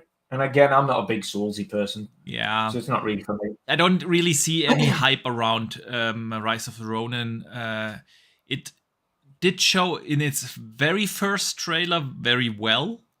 But then when they showed gameplay, it looked. I mean, it could still be polished by the time it comes out. Rise of the Ronin is. Let me check my list here. Can't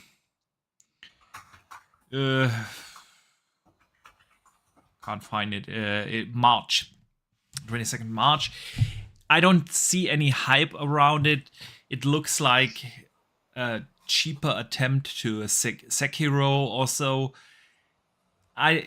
same goes for Helldivers. It looks like an okay game, nothing that will set the world on fire. I don't see anyone talk about that. Not even the Sony fans talk about, oh yeah, we get Helldivers on February 8th. That's like tomorrow. It's only the hardcore. Yeah, it's only the hardcore that are talking about it. Yeah, not even those, really.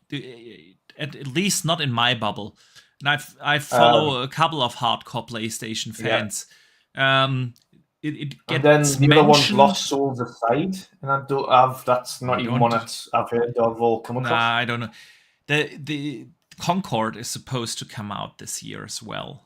Rise of the Ronin, same day as Dragon's Dogma. Yeah, it will be completely ignored and an irrelevant game. You know, if we start to count, like that day, by the way, is Rise of the Ronin, March 22nd. Dragon's Dogma 2, like that will dominate the discussion, and on the Switch the same day, Princess Peach Showtime comes out. So I know you're super hyped for that, but so for the Switch fans, it's gonna be the Princess Peach, and for the rest, it's gonna be Dragon's Dogma. Even for the PlayStation fans, that Rise of the Ronin won't make any noise, and the same goes for Helldivers. It looks like an okay game, but it will not set the world on fire, and with its nature of it being a multiplayer game, it will die off very quickly because you have to have full servers, and it's not the same with Concord, as Lucas saying in the chat there. Concord is a PvP multiplayer game. So, but aside from being a PvP multiplayer, nobody knows what it is what or it what actually it's about, is. Exactly. Yeah. And that's why nobody talks about that. Yeah. So yeah, again, other than Final Fantasy VII and the PS5 Pro, there's not much to look forward to. Do you think we will get a proper showcase this year from them? Your guess is as good as mine. I can see them doing another 2-year wait. I can see them skipping this year again after last year's showcase and doing a showcase in 25. It's not what I want, because what I want to see is what they've actually got cooking. I want to see what Sony Santa Monica are making. I want to see what Bend are doing. I want to see what Guerrilla Games are doing. I want to know why I now own a PlayStation 5 going forwards after Rebirth has been played. Yeah. I want to know why and what I've got to look forward to. Because I'm not going to pick up Concord. I'm not going to pick up Helldivers 2. I'm not going to pick up Rise of the Ronin. I'm not unless the only time I'm going to pick up any of these games is when they're on a deep sale somewhere else. Yeah, but even then, again, it's the problem with these PvP and multiplayer and online games. If you start to play such a game 6 months after it comes out, if there's anyone still playing the game and someone is on the server, it's like the hardcore gamers of that particular game, and you will not enjoy your experience with it. So I don't see myself getting any of those games. Not even Foam Stars. I know. I see you in the chat here, Dave Mack. He said already asked for Game of the Year 24 Foam Stars. Of course, he's kidding. But I don't see those kind of games. I do think they will have a proper showcase this year. Like, is it gonna be a good one? That's a different question. They will have one because they at some point they have to announce the PS5 Pro, and they have to advertise that, and maybe they use that as a chance to actually show one or two of the games that people really care about off simply to boost the. Yeah, but you know what I don't. You know what I don't want, Boxy. I don't want a year where PlayStation simply turns up, they show off a PlayStation 5 Pro, and then do a load of flashcard title things like they did this year, where they just show the name of the game. That's not going to get me excited now. Like that doesn't tell me anything about the game. Not only that, but it's then just a pipe dream. Okay, it's in development, great, but then what? Like that's not good enough anymore for now. Like for 2 years, we've been waiting for news on what's coming. Anything, up. Yeah. I do agree. I don't think it's enough. Silent. Yeah, they really. But like I said, maybe they use the announcement of the PS5 Pro to actually show off the next Naughty Dog game or the Cory Barlog project. I can't see Naughty Dog showing anything this year anyway. Just primarily on the wording that they used from ditching or cancelling their game. They said they've now moved their 400 staff onto their new single-player game, which means that single-player game has literally just begun.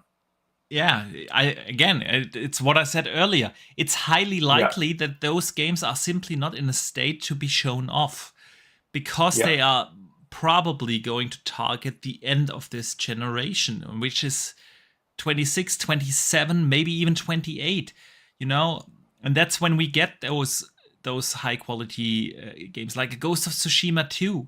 It's not going to come out in 24, 25. Yeah, it's earliest 26, and the question really is there anything that they can show off along with the announcement of the PS5? Maybe they can. It would probably help them a lot. But yeah, it's a very different. It's a very different year for PlayStation than what they used to be. Like they have been a very consistent publisher.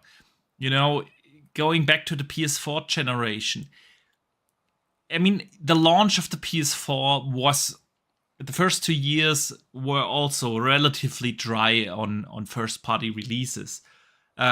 People called it the indie station, But then with Uncharted 4, and they said in when was it, 25 or 26, they started to get into that regular cadence. And ever since they had like every year at least 2 or 3 major games releasing those blockbuster quality titles that PlayStation came to known for, and now we had 23, which was definitely not their strongest year, but at least they had Spider-Man and they had Final Fantasy 16 as a major exclusive. But now we're going into 24. It's only a Final Fantasy game, which again is only 3 months exclusive this time. Yeah, and then what are we looking at then? And it's never been as unexciting in that roadmap. So yeah, like realistically, and it's not knocking the quality of the games, because Rise of the Ronin could be great, Helldivers could be fun, like Lost Souls aside could be great, but ultimately these aren't games that are going to sell consoles, and they're not games that the vast majority of their players are going to get or play. And even if they did have a good multiplayer game, to be a successful multiplayer game is an entirely different thing. Yeah. You can have, it could end up being that there's only 10,000 people playing Concord because not many people pick it up, because the vast majority of casuals have their multiplayer game. They're playing Fortnite, we're playing Destiny, Call of Duty, Roblox. Yeah. They're playing their multiplayer games. They have those locked in. Are Call of Duty players realistically going to jump over to Concord when the finals is there and the finals is doing so well? Yeah. Or Apex is there? Are they realistically going to jump to play an exclusive PlayStation game where the user base is significantly less? Yeah. But you're not going to jump from a multiplayer game where you're guaranteed to find matches because it's on everything to a multiplayer game where you're literally probably not going to, especially it's a general problem with all games as a service titles. Honestly, That's why And this market is so saturated. This is what I'm saying. No, the difference with Xbox is when they release a multiplayer game, it's multiplayer on PC and Xbox and cloud, and usually in a form crossplay Xbox One. And I would say that if you look at the most successful games as a service titles on Xbox right now, which are obviously Sea of Thieves, State of Decay, Grounded, and Halo.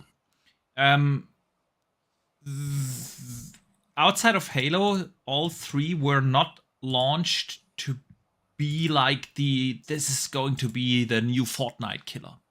Yeah, that exactly. was never the intention when they released the Sea of Thieves or State of Decay 2. And Grounded was made by 10 people or 12 or what, super small team. And it just hit the zeitgeist and turned into this thing online. And the one game where they did try it with Halo Infinite, you could argue whether that was a success. It's very good now, but does it do the numbers that a Fortnite does and whatnot? Like these games as service titles cannot be planned.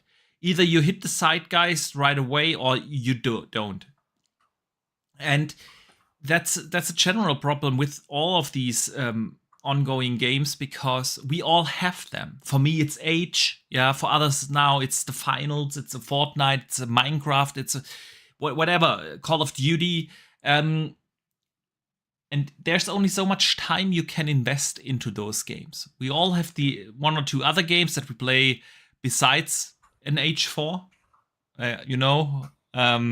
Obviously right now, Avatar for me and so on, and then I have my one go-to game. There's no chance you will win me over to play any games as a service title now. We have Suicide Squad. That's a big problem for them as well. They have a big IP behind that, but will it help them? The Avengers failed. Exactly. They had like the most recognizable pop culture IP out there. But people are not moving over from their Fortnites where they have spent hundreds, if not thousands of hours and tons of money and so on. So it's really a saturated market. And I don't see any of the PlayStation games having the potential to get into that. And like you said, even if they what's his name? I can see them doing returnal numbers, like 1 million. Yeah, something like that. But then the servers will be empty very soon after launch. And no offense to launching day one on PC, but PC guys are notorious for dropping multiplayer games very quickly after they've played it for a month. And they move back to their current games. They move back to their favorites. They don't stick to a multiplayer game after that. If the game's good, they play it for a while, they stream it for a bit, they watch the big streamers play it. As soon as the streamer goes back to playing the game that he was playing in the first place, they jump off it and go and play the game that they were playing before. PC players are like that. They just are. When it comes to multiplayer games, they just dive straight back to their favorites. Yeah, exactly. So they PlayStation said, Herman Holtz, what's the name I'm looking for? Herman Holtz said that they will have, like, especially those online multiplayer games that might come also day one on PC to boost those numbers. But even that will, like you said, not help them with these kind of games. Just again, the market is saturated. It's good that they're diversifying, but at the same time, these aren't games that are going to budge any needles. Exactly. It's just not. And that's not to say that, like, even if you have a look at it, like, Lies of P is a great game, no doubt. But is it budging needles, or is it just servicing a particular set of fans? It's servicing a particular set of fans. Yeah. It's a great game. There's absolutely no doubt. And the likes of Rise of the Ronin will be a great game, no doubt. Lost Souls Aside is probably going to be a great game. Helldivers is going to be a hell of a lot of fun. Concord could be great. But are these things going to carry PlayStation? No.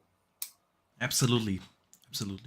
So, Dutch, We talked a lot about PlayStation now. Let's talk about Xbox, because there's a lot more to talk about. Yeah. Because, well, Xbox's 2024 looks already like a very, very, very promising year. We will get bigger games like Hellblade 2, like Avowed and Stalker 2. We will get smaller experiences like Ara History Untold, Towerborn, and the Microsoft Flight Sim, the 2024 version. On top of that, Call of Duty will be for the first time a real Xbox first party title now. Most likely still not coming to Game Pass, but still.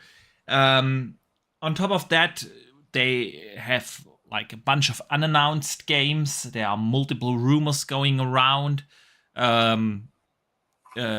South of Midnight could be one of the other games that come out this year.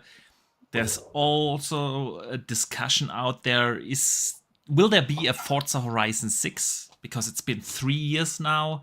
We know that they probably left a 2-year development cycle, but is Playground moving into a 3-year development cycle? That would make it a 2024 title with Forza Horizon 6. Maybe. Maybe it's something else that we just don't know just yet. They have stuff, unannounced stuff, and not just smaller experiences like your Towerborns, but also some bigger ones. So let us, before we talk about some of the games we do know, what do you think could be coming that we don't know of yet? Is it going to be a Forza Horizon 6? Is it going to be something else? What do you think? I personally hope we don't see Forza Horizon 6. It sounds strange to say that, but I hope we don't. I hope they take longer on the next game. I hope they utilize the console more. Yeah. With it being the first current gen only Forza Horizon, I want them to push the new Forza tech engine as much as they can.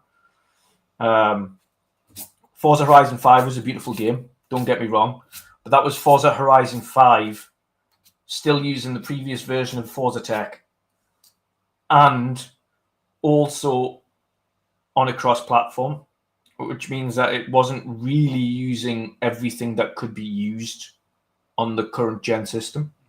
So I'd rather they took their time and really embellished everything that they possibly can, because realistically, the next Forza Horizon will be at the tail end of the generation after this one anyway. So you really want them to really have a game that's going to last until that point, until they do their final Forza Horizon of the gen. And I really want them to push that out. So I hope personally that Forza Horizon 6 isn't until 25. You mean 1 year before this current generation ends for Xbox? So they say. Yeah, that's really one of the questions then. If we argue like that, when does the generation end for Xbox? Is it the rumor 26? Is it going to be the expected 28? We don't know. But I'm with you. I don't think we need a Forza Horizon 6 this year. The only game I could see being a sneaky one that they end up bringing out. I can't see South of Midnight being that game, but I can see Clockwork being that game. Interesting. I can. Let me touch on that in a second and finish my thoughts on Forza Horizon 6 real quick, because I don't think that Xbox needs that this year. If you look at the first 3 years, what has been carrying them in terms of first-party releases, it's been 2 Forza games and and Halo and Starfield. And as great as Starfield was, Halo was also very, very great one campaign-wise. it took them years to bring the multiplayer to where it is now, where I would say in the bigger discussion, it doesn't really matter anymore. There are still tons of hardcores playing it, but it's not in the discussion around gaming anymore. So yeah, they had these 2 Forza games already this gen, and it's time for them to release something else before we see Forza again. That being said, I also feel like Forza Horizon needs to revolutionize itself. If we just get another Forza Horizon that is in the vein of Forza Horizon 543, where you have this massive open world, do these races, and it's just set in Japan or wherever it will be set now. I don't think that's what Forza Horizon needs. I want Playground to take their time, and if it takes them 5 years to develop that, that's totally cool. Xbox has enough other games now that can carry them. I want them to really re-innovate on the IP. Maybe add, boats or motorcycles or planes or something, add something, make it a different game, not just on the technical side of things, like you said, with the engine, which I do agree on, but I really want them to take the time and do something really new with the IP. Or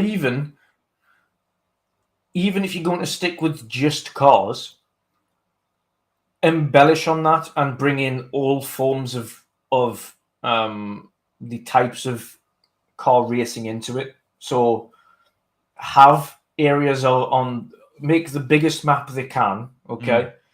And have areas on that map where, okay, this area of the map that we've created is specifically for rally, and there's a ton of rally tracks or rally courses in this area. And over here, you've got a ton of actual racing tracks for Formula One cars and actual road racing cars.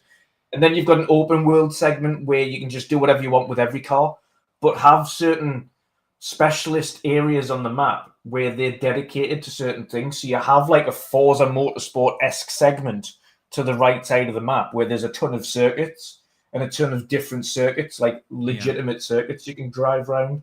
And all of these things over here, and then jungle and off-road and desert, and like tons of random but dedicated areas that they can. That's something like that, something new. Bring something new to the series. Maybe do a proper campaign. I don't know. You know what I mean? It's like, do something new with the series. Take your time and let other Xbox games shine now. So I don't think we will see that. Besides that, Playground is probably now really hard in finishing up Fable, and I know it's 2 different teams, even on 2 different locations, but still there are a lot of resources that are shared within the studios, like play testers and audio designers and so on. There is focus now on Fable and give us a newly or revolutionized Horizon game whenever it's ready. So you mentioned South of Midnight. You don't expect that, but you could see Clockwork Revolution.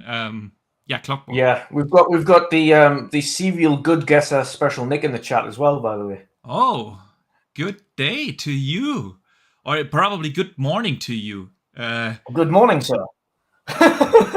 Early morning as well. It'll be like what, 7 o'clock in the morning or something. Yeah. I can see Clockwork coming. In Exile were very active last year, like unbelievably active last year, and I think this year they could end up putting that game out. I mean, they were super active, and then they released their game trailer. The game trailer looked like it was super far along. And I think that's the one that took us by surprise, because afterwards we were like, I'm surprised that they just put releasing when it's ready and not a date, because that looked really far along. Like it was actual gameplay. It was a bunch of story elements. Like I think that game could be a surprise addition to the release lineup for this year. To be honest, I could see that being the one of the 4 big ones that drops. Yeah. I don't think South of Midnight yet. I think they're going to give South of Midnight more time to cook. Not because the game isn't ready, but I think if they've got, for instance, if they have Avowed and Hellblade, and Towerborn is a I would say an A size game. It's not indie, it's not B, it's not AAA. I think it's like an A size game. Really, with when we've been playing it and speaking to them, I can see that being the kind of size that's aiming for. And I can see Clockwork fitting into that, and then potentially another one, but I don't see it being South of Midnight. I see South of Midnight potentially being a 25 game. I could be wrong, but I think that's realistically what I'm thinking of, and I don't think it's going to be a game that we haven't seen. Fable is not dropping this year. Fable isn't dropping this year. I mean, and South of Midnight, I'm not sure. That. We haven't seen anything outside of this initial reveal trailer, which was a cinematic trailer that showed off the art style, the setting and the mood that they are going for, but we haven't seen anything of the game. But then on the other hand, like Compulsion really isn't like a studio just yet that I would consider making like big AAA games, and and smaller teams tend to release games more frequently than some of these major AAA studios.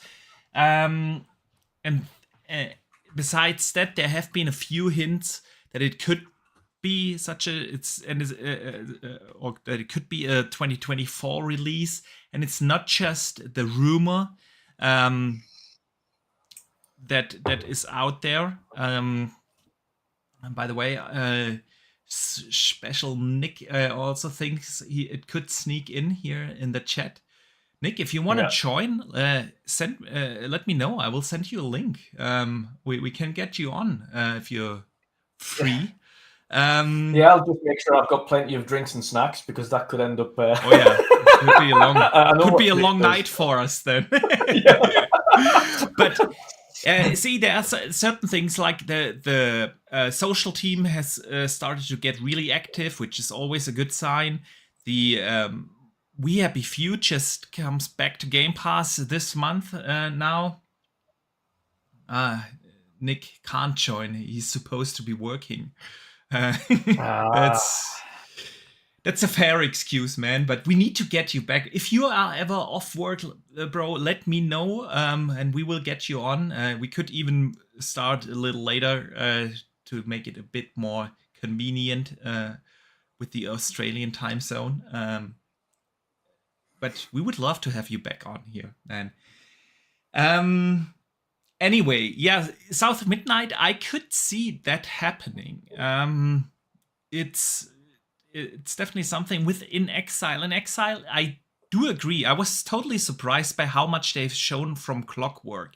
Like actual gameplay, everything running in their story trailer, everything. Like, you know what I was think surprised. Now, on the other hand, wait, let me finish this thought. On the other hand, In Exile has been very, very vocal about them wanting to do the first real like AAA experience, and I think that they will take the time to do that. Wasteland 3 is out now for 3 years. I think it came out end of 2020, if I'm not mistaken. If so, let me know in the chat. But within that time frame, there was the pandemic and everything, and I don't feel like Clockwork, with the ambition that they have to make this their first true AAA release, I don't think that a 24 release seems likely. What I do think that we could see is something we have no idea of yet, like the ZeniMax Online game IP that they have been working on for what now, 6-7 years. Where's that? Machine Games, whatever they are working on, is indie ready, or is it Wolfenstein 3? If you can think back to the Xbox leaks, Phil Spencer. It. Yeah, exactly. Whatever. Yeah, he's obviously excited about whatever they're working on. So whatever they are working on. From the leaks, we know it's another Doom. Maybe that was incorrect. However, it's been a while. Quake. The Quake is what we all want, man. I could see them bring out one of those games that we have no idea. I'm not really sure where State of Decay 3 is, what's going on with Everwild. Perfect Dark is probably not a 24 title. I don't see that happening. Only ones I couldn't guess are Everwild and Perfect Dark. Because I have no idea on what's going on with those games. The rest of them are completely up for discussion. However, Perfect Dark. As much as we want to see that, I've got fucking no idea at this point. I haven't got a clue. On the other hand, man, it's been 6 years. I know there was the pandemic in between, and they have moved parts of the development over to Crystal, and but then, again, it's been 6 years, which isn't an unrealistic window to expect a launch. And that's the thing with almost all of these Xbox games. They have been in development now for very long. Man, Fable is now 7 years in development. People forget that. I can kind of appreciate that, because that's an entirely different shift of absolutely what they used to do. And they will, like Fable, they will want to be that, like, they've said that themselves. They want to be an absolute industry leader in general. So I don't think they will release that when that game is absolutely performance-wise and graphical-wise. They will release that when that game is ready. Yeah, Playground, they've never missed on that front. When in terms of performance and fidelity, they've always made sure both of them come hand in hand. Yeah, and they were also very vocal about them trying to become like one of the top tier studios in the world. They want to be named along the Naughty Dogs and the Rockstars and so on. And of course, I can see it. I can absolutely see it as well. I can see it. It's like that's the thing with almost all of these Xbox games.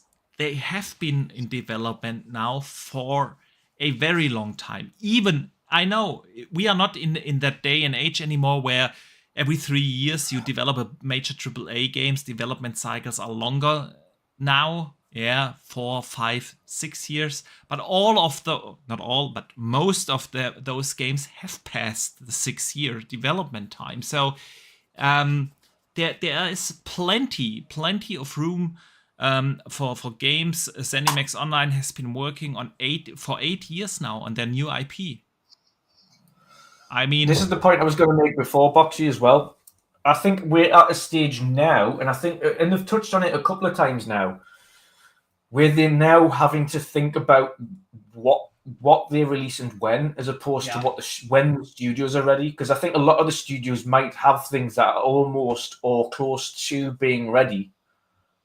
And now it's up to X, because the one thing you don't want to release is just drop everything all at the same time or 1 month after another. So you have to pace them out. And that is now a thing that Xbox are thinking of. Like, okay, we know Avowed is coming. We know Hellblade is coming. We haven't told them the exact dates as yet, but they are absolutely dropping this year. We know that because they've already stated, listen, we're only going to tell you it's coming out in the next year if it's coming out in the next year, which is why we didn't get release dates for South of Midnight, and why we didn't get a release date for In Exile, because at that point they weren't sure whether or not they would fit into 24. They could slip in this year. Great if they do, but they're not held to that point now. They're absolutely, and they've learned. I think they have learned their lesson on the Starfield thing and the Redfall thing, with regards to seeing a game's coming when it's not going to make that mark. So I think because they've given themselves enough room, where they've just said 24, that covers them for the entirety of 24 to make sure that Hellblade and Avowed come out. Of course, that's not what we want to hear because we want to play these games as soon as possible. But they've already covered themselves by not saying anything as yet in terms of what quarter that those games are releasing them.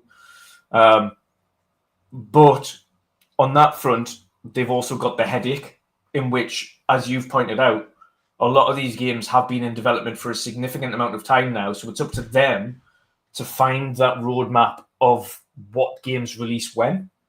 Like, okay, we have 2 major IPs releasing this year in Avowed and Hellblade. Do we release another really big hitter this year as well? Yeah. To go along with them, or do we have like more one of another mid-sized game to release with that is still classed as a big hitter? Yeah, like could be like a South of Clockwork or South of Midnight.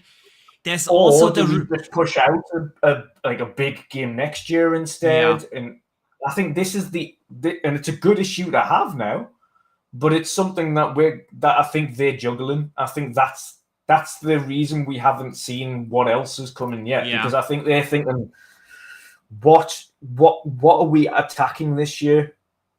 And because PlayStation have such a light year, do you want to go gung-ho this year to win more people? Or do you think, okay, this year we can kind of say we've got Hellblade, we've got Avowed, we've got Stalker 2, maybe we've got Towerborn, maybe a South of Midnight in the middle, and leave it at that, and then next year we go after them with a Fable. When the PS5 Pro's released, we tackle them with a Fable, and we tackle them with the new id game, and we tackle them with this indie game, and we tackle them, like, just then drop your big smash hits that are like boomf, boomf, boomf. I think it's more just now to them, okay, how are we going to tackle this release schedule? Because a lot of these games, as you've mentioned now, are 5, 6, 7, 8 years in development in terms of their dev cycles. And some of them are coming up to that kind of tail end to midpoint where you can start talking about them. Like your 3, 4, and your 5 years when you can start to reveal them. So I think the showcase in June is going to be interesting because we're going to see a bunch of new IPs again at the showcase. But I think that'll be coupled with a couple of coming 25s for some of the ones we've already seen as well. So I think we're going to be seeing this cadence move along. But I think the struggle is a good struggle that they're going to have now. It's identifying what to release when. Absolutely. I've been asking myself a similar question, Dutch. Whether is it really like, okay, are we holding a couple of games back to adjust that more? There is pros and cons towards that. The one thing is, of course, it being expensive to develop games long time. You also have to think about what comes after. If you release like everything now, then you will have another 6-year gap before the next Fable is ready or the next Outer Worlds 2 and so on. You know what I mean? You don't want to have those empty years ever again. That's definitely one thing to think about, to stretch those out. Then again, it's expensive. And what would you really like? Okay, if a developer is, hey, our game is ready, say, okay, then don't release it. I could see them shift it around a few months. Like, you're not launching the same month like a Hellblade 2, but we give you 2 extra months to and then release it. But I don't think that you can move games like, no, we're holding this back for a year or 2 and then release it. I don't think that this is how this really works. But it is, like you said, it is a good problem for Xbox to have. We have an already stellar looking year. We have 3 major games coming in Hellblade, Avowed, and Stalker 2, which is also, at least for the time being, an Xbox exclusive. And GSC Game World themselves said we don't have any plans right now to release it outside of PC and Xbox. Doesn't mean that it won't come in a year or 2 to PlayStation as well. I don't think that Xbox will hold them back to do that Yeah. per se. But yeah, so this is exciting. They have a lot of good stuff coming there. Then they have a couple of smaller ones that might also be super interesting, like a Towerborn. You and I played that. Yeah, I can't wait for Towerborn. I can't wait. It is definitely a fun game. It will not set the world on fire. It's gonna be like a Hi-Fi Rush, you know. Well, Hi-Fi Rush. I mean, that did set the world on fire, though. only within our bubble, only within the hardcore gamer bubble. But even for an indie-sized game or an A-sized, B-sized game, it did very well. It did very well. The Shadow Drop helped there. Also, the fact that there were no other games inside Xbox games inside. But that was a good tactical release, and that's the kind of thing I think we can see from them. Yeah, is these tactical releases. Okay, is this month? We can see the schedule of the market. This month's quiet. That's the month we're aiming for. I can see these tactical games. Exactly. Now. Like there's this rumor going around that obviously we're gonna get a developer direct. I also think that they will do that again. Very soon, probably end of January. And there's this rumor that the Double Fine game. I'm blanking on the name right now. Project Killen. Yeah, is gonna be the surprise drop during that. Stuff like that, you know, gain some mind share. The only thing that's made me doubt that one is Double Fine literally put a post out after that rumor. Yeah. And said, like, listen, when the games are ready, then we'll show them. We'll show them. And that they have crazy plans for their 20th anniversary, which sounds exciting to me. But yeah, that could be. I think they could literally ask Xbox to let them just show off or announce their games at their own anniversary. I think that to them would be a good justice to the studio. It's a 25th anniversary. Let them announce it on their own terms as opposed to as a part of the Dev Direct. I think you should do that for industry veterans like Double Fine, to be fair. I think you should allow them that privilege of celebrating their own success, should we say. Absolutely. Yeah, and then we still have games like Flight Sim, which is obviously going to be played by you a lot. Don't know if it's not going to be a major hit. It's not a major hitter. It is. I don't think. Do you know how many people have bought and played that game across PC and Xbox? Yeah. It's doing. Let me finish. It's doing very well on PC.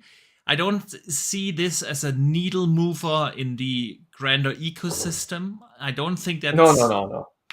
But maybe they surprise us because this time they will cater more to the casual audiences with, you know, the stunt flights and the campaign like mode and things like that. It will definitely be interesting to see what this can do. So now we look at that. We have these major hitters like an Avowed, Hellblade, and Stalker. We have these other experiences as well, the smaller experiences that will do well. And on top of that, we know that they will have one or two aces up their sleeve. And this is just a super, super exciting year. What else do you expect from Xbox? Will you expect them to do more developer directs? They had basically only one real developer direct. I know Starfield was right after the Xbox showcase, but let's be real, that's not a developer direct in terms of its own thing. And then they had the third-party event in the fall last year. I can see them doing a Dev Direct tail end of January again. Yeah. I think this year's E3, I'm still going to refer to it as E3, even though E3 is literally dead now. Yeah. But this year's E3 showcase from Xbox, is going to be a bit different. But depending on which game releases, if, for instance, Hellblade happens to be the first game that releases and Avowed is the second one, with Avowed being a bigger RPG, and it releasing at the tail end of the year, we could end up seeing some form of maybe 20-minute segment at the end of the showcase to discuss the things about Avowed, like the races that you can be and some of the. I can see them doing that kind of expanded dev direct for that. Then, if it happens to be that way. If, however, Avowed is the first game that releases this year and Hellblade's the second half, then I can see an extended dev direct in maybe a Feb or a March for Avowed. Yeah. Then the game release, and then Hellblade will just release, because I don't think you can do an expanded version of a dev direct at the end of a showcase for Hellblade. I think that game just needs to release because you can't really dive into it to that extent. But I also think we'll see another one of the third-party partner showcases again, because if you had a look at the way that they've done things this year, is they've changed the way that they do their showcases and how they present certain things. So they've went dev direct for our own first party and doing a little bit more in-depth dive into games that we're seeing soon. They've then did the Xbox Game Showcase, even though they're going to change that now, it's no longer going to be the Xbox Bethesda, it's just going to be the Xbox Game Showcase. This year, including Activision and Bethesda all in one under just the Xbox Game Studios Showcase. And then they're also going to do your third-party showcase, your Tokyo Game Show, Gamescom, big presence again, because there's going to be a lot to talk about again this year. And potentially another dev direct at the end. But I think because they've added things like the third-party partner showcase in there as well, I think they'll probably end up just having 2 dev directs this year because of Gamescom, because of Tokyo Game Show, and then also, as we've seen this year again, utilizing the Game Awards to drop some major announcements there and major gameplay footage. So I can see them adding maybe a second dev direct, but we'll see. We'll see. I think it's going to follow loosely what we've seen this year, though, and that's been a big improvement because we've had a lot of updates this year. Oh yeah, dev direct, major showcase. They have been constantly in the news cycle because they had the indie, they had the third-party show, they had the developer direct at the beginning of the year, then the big showcase, including the Starfield Dev Direct. I could see them try to spread it out a little bit better throughout the year.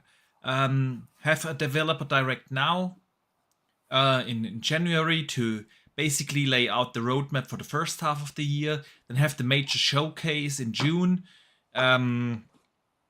which gives us updates, of course, on the games that come in the second half, plus an outlook to games that are even further out, like, the regular showcase, but then have like your About developer direct that is explaining that game, not directly after the showcase, because I don't think you can do that with Starfield, because Starfield was like, this big thing and this super complex game that needed some explanation. You can build bases, you can build ships, you can fly ships, you can do this and you can do that. They had enough there to fill out 40 plus minutes at the end of the Xbox showcase. I don't think that an Avowed or like you said, even more so, Hellblade needs something like that. But give it a proper spotlight in a developer direct that is 20, 25, 30 minutes long, along with 1 or 2 other things that you show off to explain that closer to launch.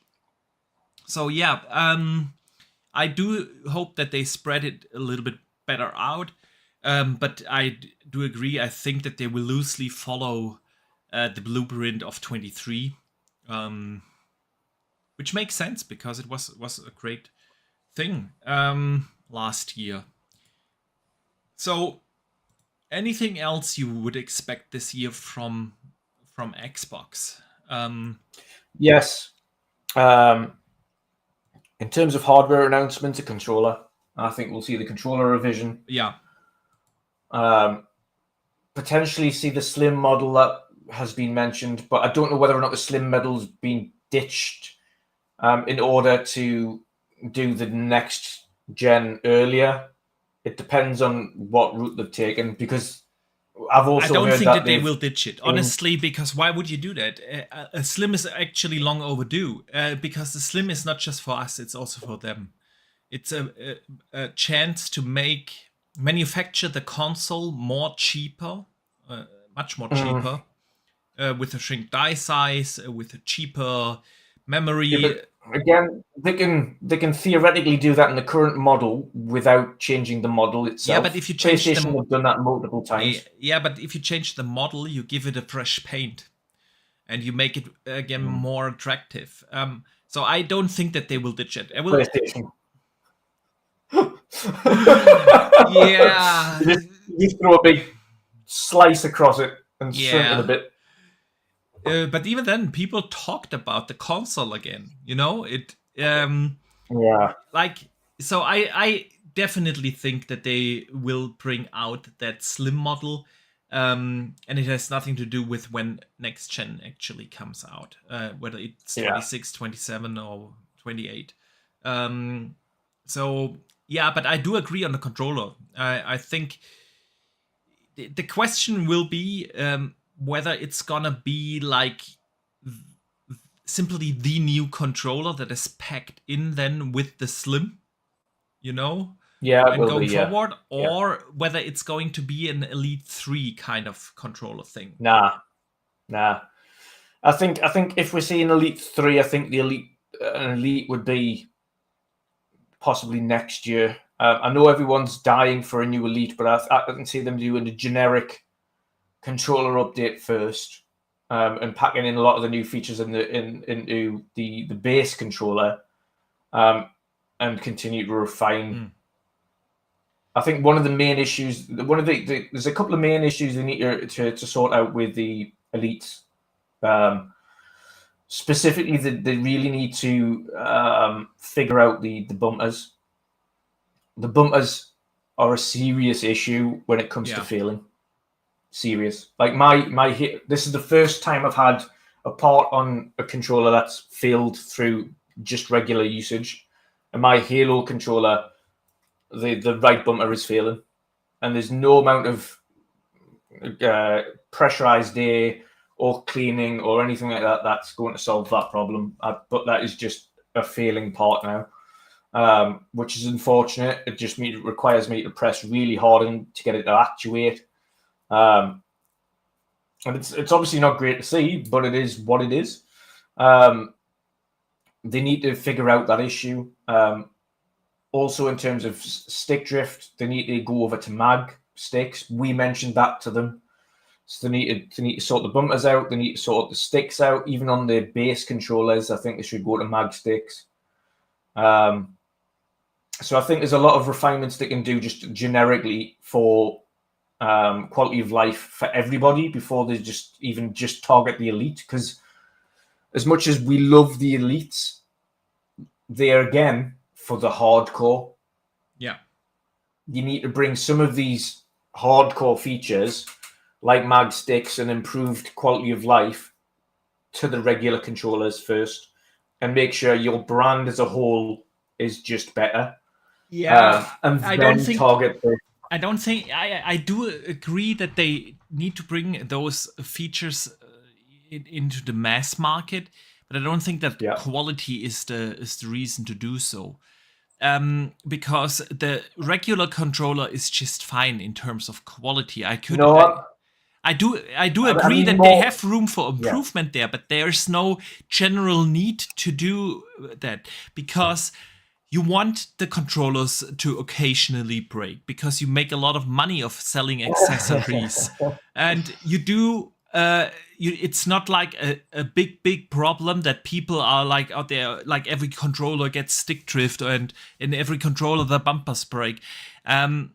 that's not the case. So I don't think that's the particular reason. The thing is that League has shown new features like the rumble functions and so on, and the gyroscope in there and so on.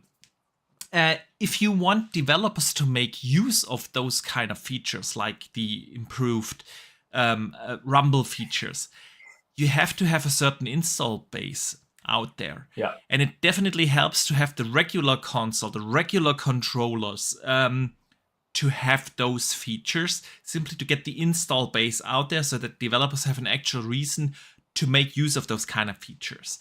What I think will happen is that they will do both.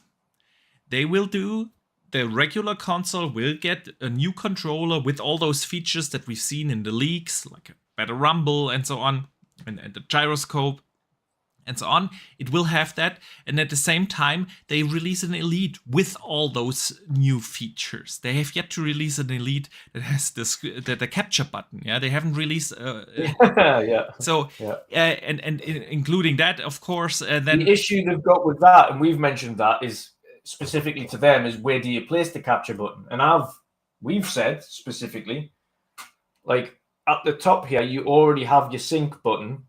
Yeah. Why have you got a mode button at the front? People don't change the modes on their Elites that often that it needs to be front and center. So you can move that to the right side of that sync button. Have the sync button on the left and your mode button on the right. Sorted. Then you can put the capture button in the middle. So yeah, I agree.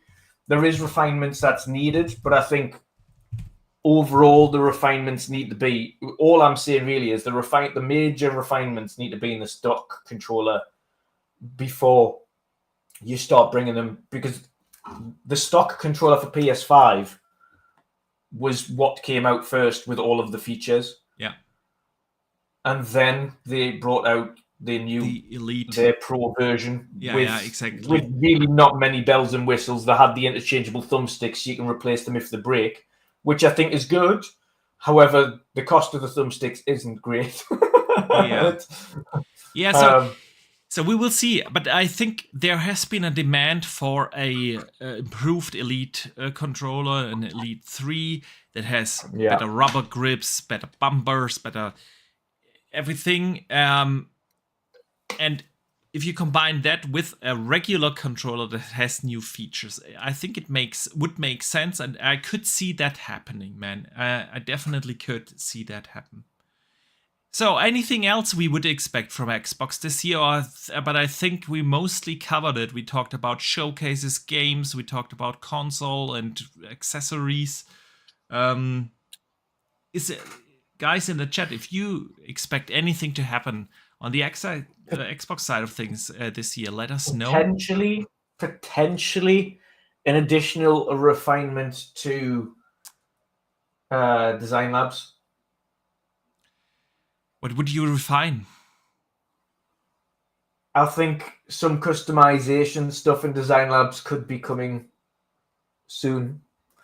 Some implementations in terms of artworks and things like that, as well as additional things. I think they will put that into effect. Yeah.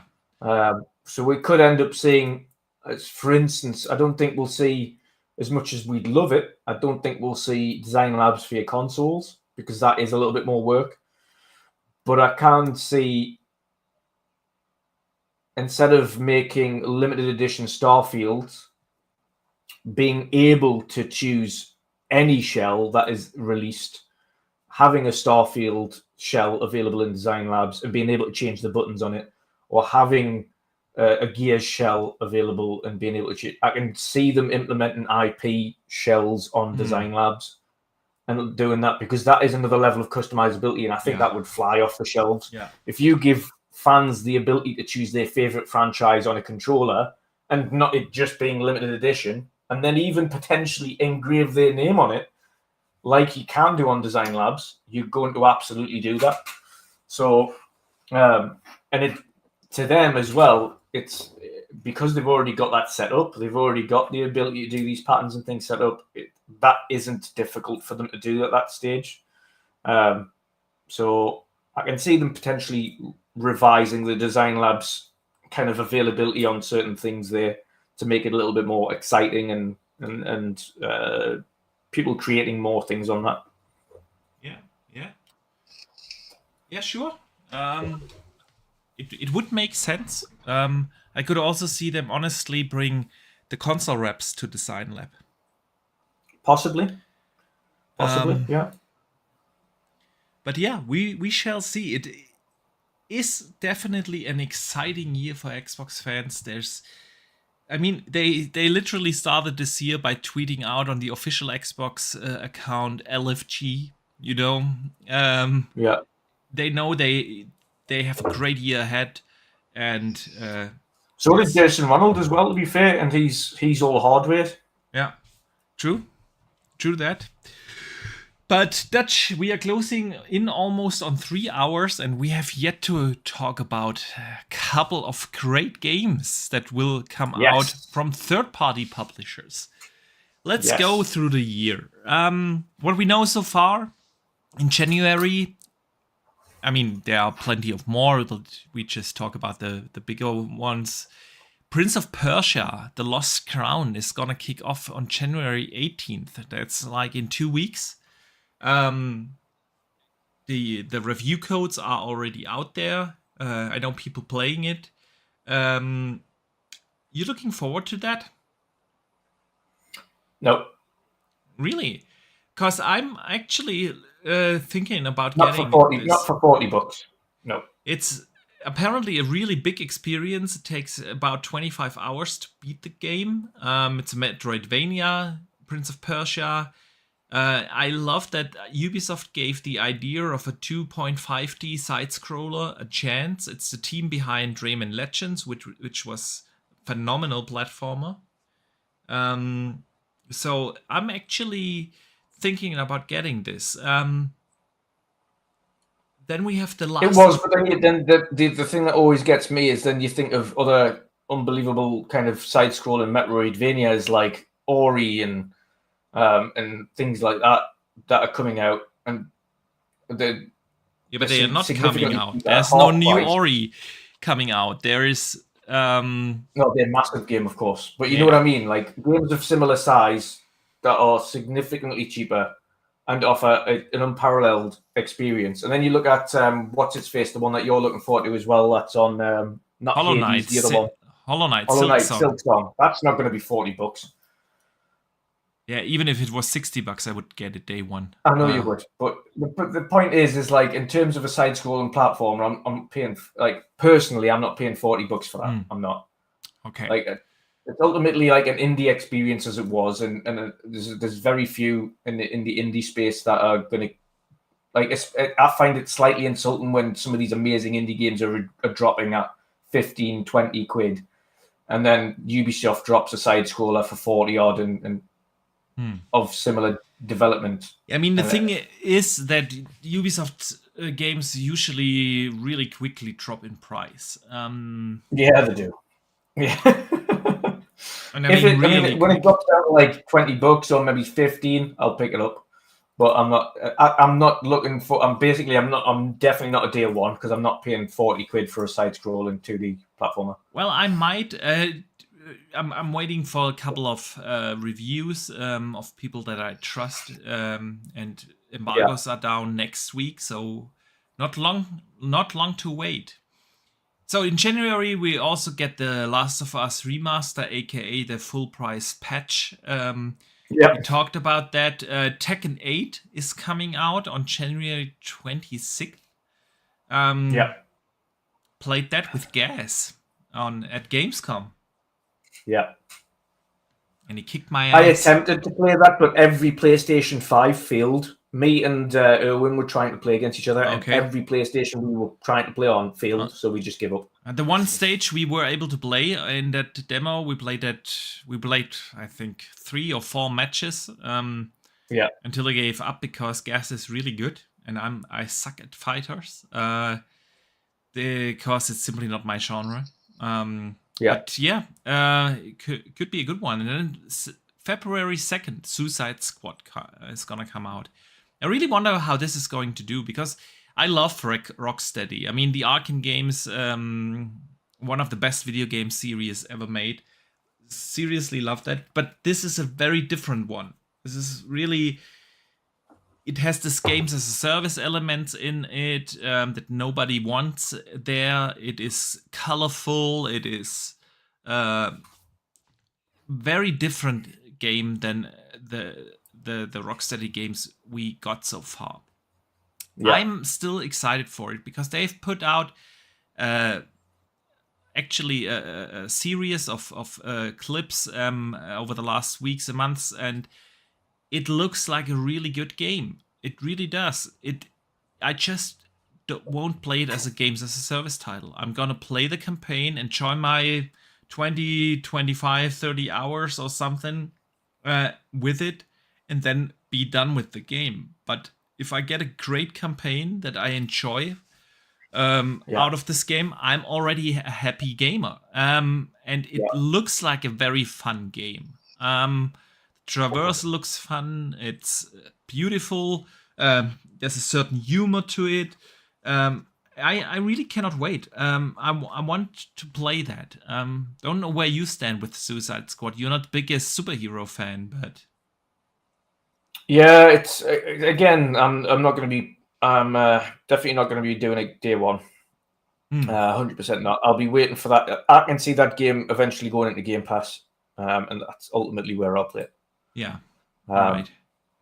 It's a games as a service game. They always do best when they drop into a service. They've said they're going to release an offline mode after it's launched, but whether or not that actually comes to fruition is another thing. Yeah, I don't mind it being an online game. Really don't. I just don't care for the games as a service aspect. I'm gonna play that as a single player game. Just play it like it would be a regular single player game. Ignore the end game. Want to play the campaign. Want to enjoy the story. Want to have some fun, and then I'm good with that. If I get a good campaign, it's what I also said about Anthem. People complained so much about the end game not being there.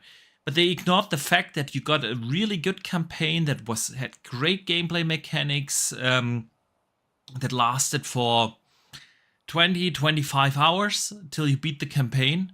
And if you would buy a regular single-player game that gives you a fun campaign of 20 plus hours, nobody would complain. Yeah, so just ignore the games as a service aspect and play that game as a single-player game, and then you're good.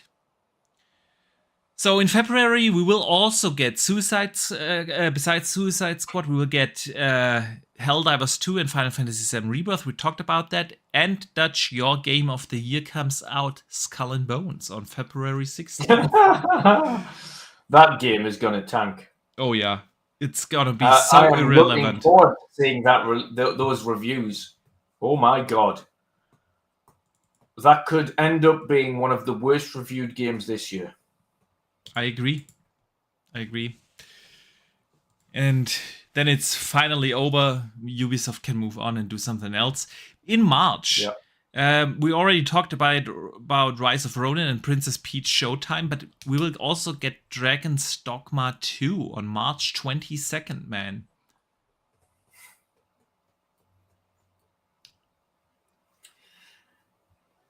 I'm probably going to try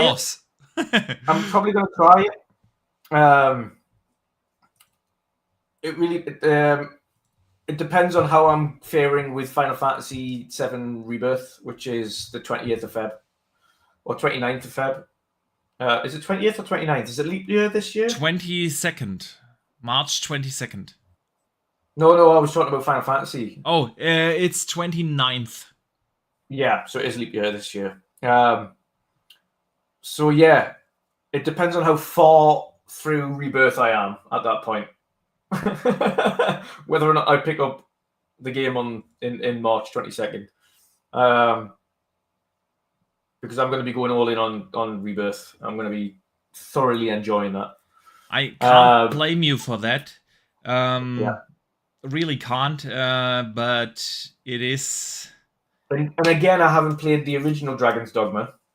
I'm just putting on the trailer of the Dragon's Dogma whilst we talk about that. Yeah, I haven't played the original. You've said it's great. So I'm probably going to look at it. I'll probably end up picking it up on something like CD Keys for a cheaper price, having never played the game before. I'm not going to, just in case, again, having never played it, it is a risk to jump into something like that.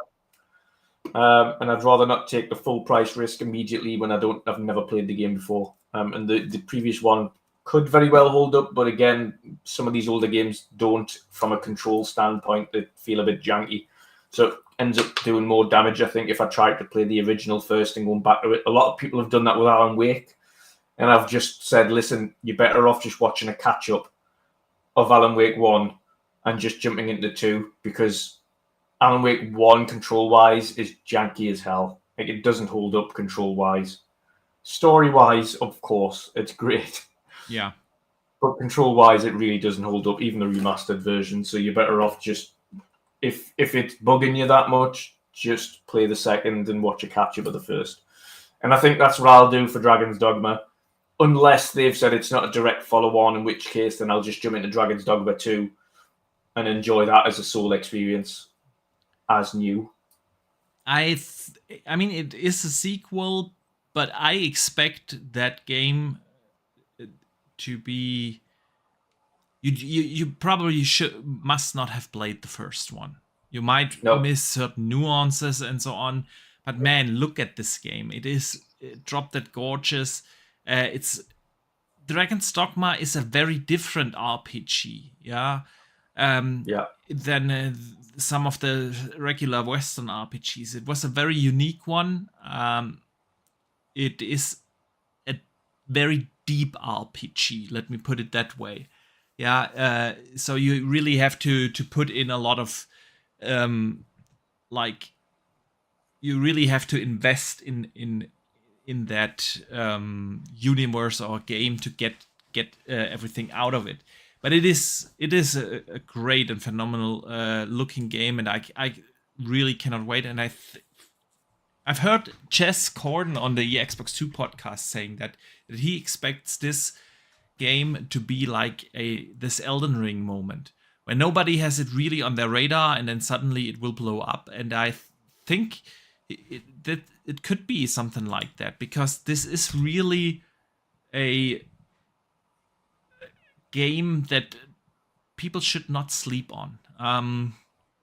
And I do hope that it will be actually as good as we all think or hope it will be. Yeah. Let us move to April. Ayuden Chronicles: 100 Heroes will come out. Yes, I'm absolutely playing that. 100%. That's the game we've been waiting for since they announced it. Looks absolutely phenomenal. I love the art style. And the fact that you have, I mean, it's obscene, but the fact that there is 100 playable characters, which is obviously why the name is 100 Heroes, is also obscene. It really gives you so many options on the party that you take with you, and who you have in the party, and how you progress the story. And it's going to be fascinating to see how those characters interact with each other in the story, because there's so many different ones that you can choose from to bring with you. I just can't wait for it. It's going to be. It could end up being a Sea of Stars kind of surprise hit, I think. Sea of Stars was phenomenal. I can see 100 Heroes having the same kind of impact. I think Vinny's going to love it as well. Yeah, the 2D Ayuden Chronicles that came out in 2022? Totally took me by surprise. And this looks like a much deeper, like a much more diverse game. And I'm a sucker for these kind of JRPGs, like Octopath Traveler 2. Absolutely phenomenal. Cannot wait till it drops in Game Pass, man. Sea of Stars, absolutely awesome. I love those turn-based JRPG kind of games, and this one looks like such a major improvement from the last one. And I'm having the trailer on right now. I mean, look at it. If you can, I know these kind of games are not for everyone. Yeah, that's But totally it's fine. absolutely for me. But yeah, exactly. So yeah, man, this is gonna be awesome. Yeah. But what else do we have? In June, we will get Destiny 2: The Final Shape on June 4th out. Not seeing much buzz around that just yet. No, Bungie that needs to be big for Bungie, and that really needs to hit. Otherwise, that game's done. Yeah, I agree. Then we will have in August Black Myth Wukong finally coming out. I'm interested in trying that though. I am interested in checking that out. Me too. I was surprised when they mentioned it last year to see that it was coming to Xbox, because I thoroughly expected it to miss Xbox and go PlayStation and PC. That was the concern, but it comes out on everything now. And it looks phenomenal. Yeah. For me, it really depends. These days, I'm not that much into these Souls games. I really enjoyed Elden Ring. Finished that, loved it. Great game. I think Black Lies Myth of will be a little P, bit more for accessible. instance, I know it's a good game. Everyone keeps telling me it's a great game. But I'm just not in the mood to punish myself whilst gaming most of the time. I think Black Myth's going to be a little bit less of that kind of. I think the bosses are going to be a little bit more difficult, granted, because of course they've got these mad moves, and it's based on this historic anime, and that's fair, absolutely fair. If the bosses need to be crazy, but I can't see the moment to moment. I can't see that being as a difficult Soulsy experience as I think a lot of people are expecting it to be. I can see it being a little bit more accessible on that front. I mean, it being more of an action adventure where the boss moments are difficult, but the rest of the game is a little bit more accessible to generic people to jump onto. If that's the case, I'm in day one. Yeah. If it is a punishing experience like the Souls games, not sure. Depending on my mood. It does look phenomenal though. But that's it. That's the games we have a release date for. But there are tons of games that we don't have a release date just yet. Ark 2 is one of them. And that's an exclusive to Xbox as well. Right. And this time it will have an actual campaign starring Vin Diesel. Yes. Yep. Which is... We've talked about this. Ark 1 is the most weird game I've ever played. But it is a phenomenal success. People love it. And I think the big problem was that it had no introduction to the game whatsoever. You had no idea what to do, what you can do, what you can't do, what you're supposed to do. And this one now having a proper campaign that introduces you to some of the mechanics might actually do the trick, because it does look great. Ark is looking like a fun game to me, but when I tried playing it, I was just so lost in that game. And now, let's see. I'm cautiously optimistic for that. We will also get this year Beyond Good and Evil, the Anniversary Edition. I do hope that it's not just a 60 FPS patch, but that it's actually like a proper remaster or remake. That I would love that. Then we will get City Skylines 2 finally on consoles, and we will get Flintlock this year. Man, I'm looking forward to Siege of Dawn. That's going to be good. Oh yeah. Yeah. Super excited for that. That's one I've been waiting for a while. Been waiting that one for a while. I'm looking forward to that. Yeah, same here. Absolutely. That one's day one. I have the trailer on right now. It is looking like A44. What was there? That black and white game. Blanking on the name right now.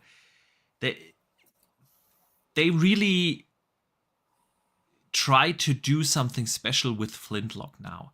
It looks like a true like open world RPG, action adventure kind of game, action RPG kind of game, and it's visually looking really good, especially considering the size of the studio, the ambitions that they have for the game. I truly cannot wait. It was supposed to come out last year. It's been delayed, so I think we will definitely see that this year. Is it gonna be in your indie showcase again, man? I will have to wait and see. We'll have to wait. No spoilers here. Damn it. No spoilers. Damn it. One game that nobody talks about, but actually does look absolutely awesome, is the Gothic remake. Yeah. You excited for that? We'll see how the year pans out. If the year gets as busy as it is, then we'll see. We'll see how I'm coping with the schedule. Okay. Some of these aren't. Flintlock's one of the ones that I will make time for because I've been waiting for that game for a long time. It was 2 years ago the first time I showed it off at the indie showcase. Showed the new gameplay footage last year, and eventually, of course, it's coming out this year. So. Been waiting on that one for a long time. Gothic, on the other hand, wasn't one that was on my radar. If I have enough time at that point, I'll check it out. Have you played the original? Oh God, a long time ago.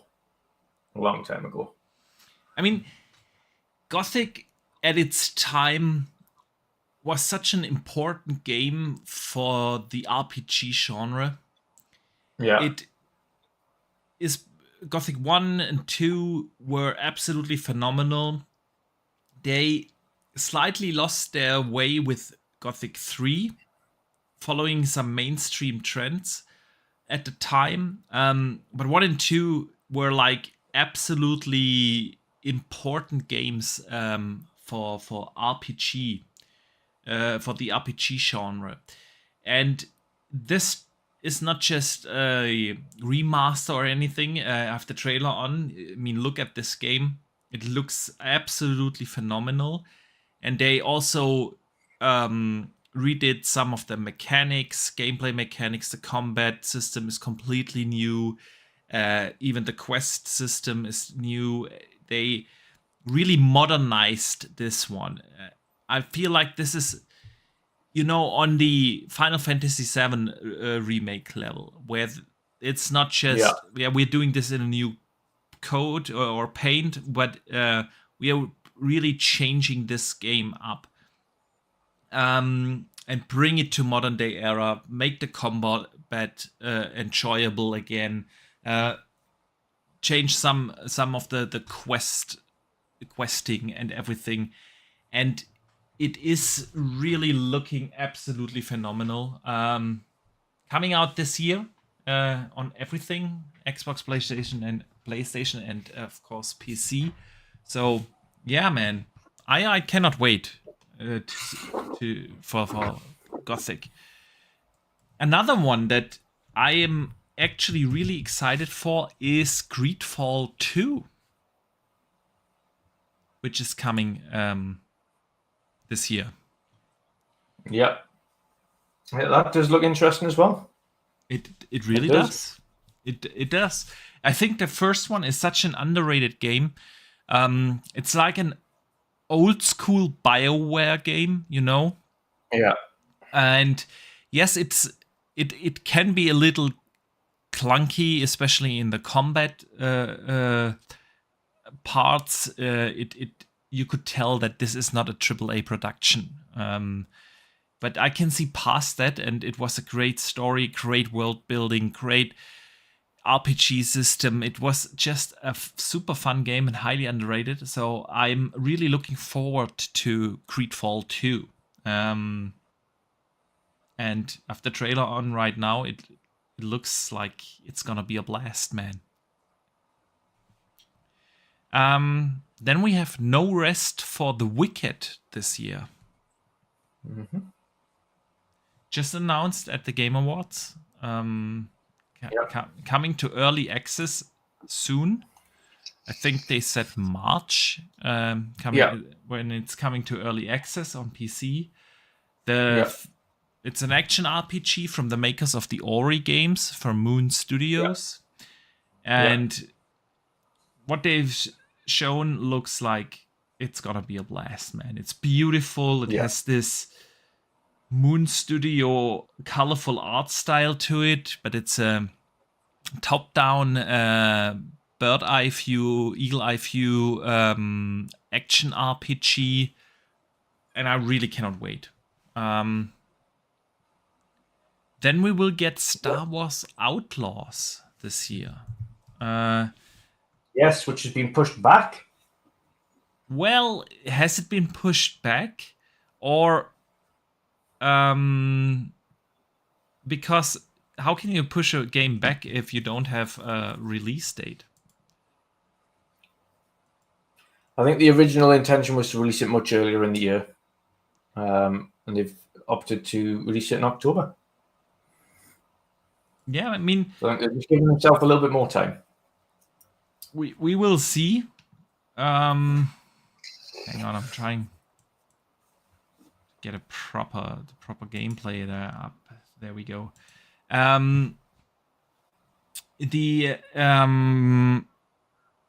It was announced for 2024, and recently Disney posted on their blog that Star Wars Outlaw will be a late 2024 title. So still coming out this year.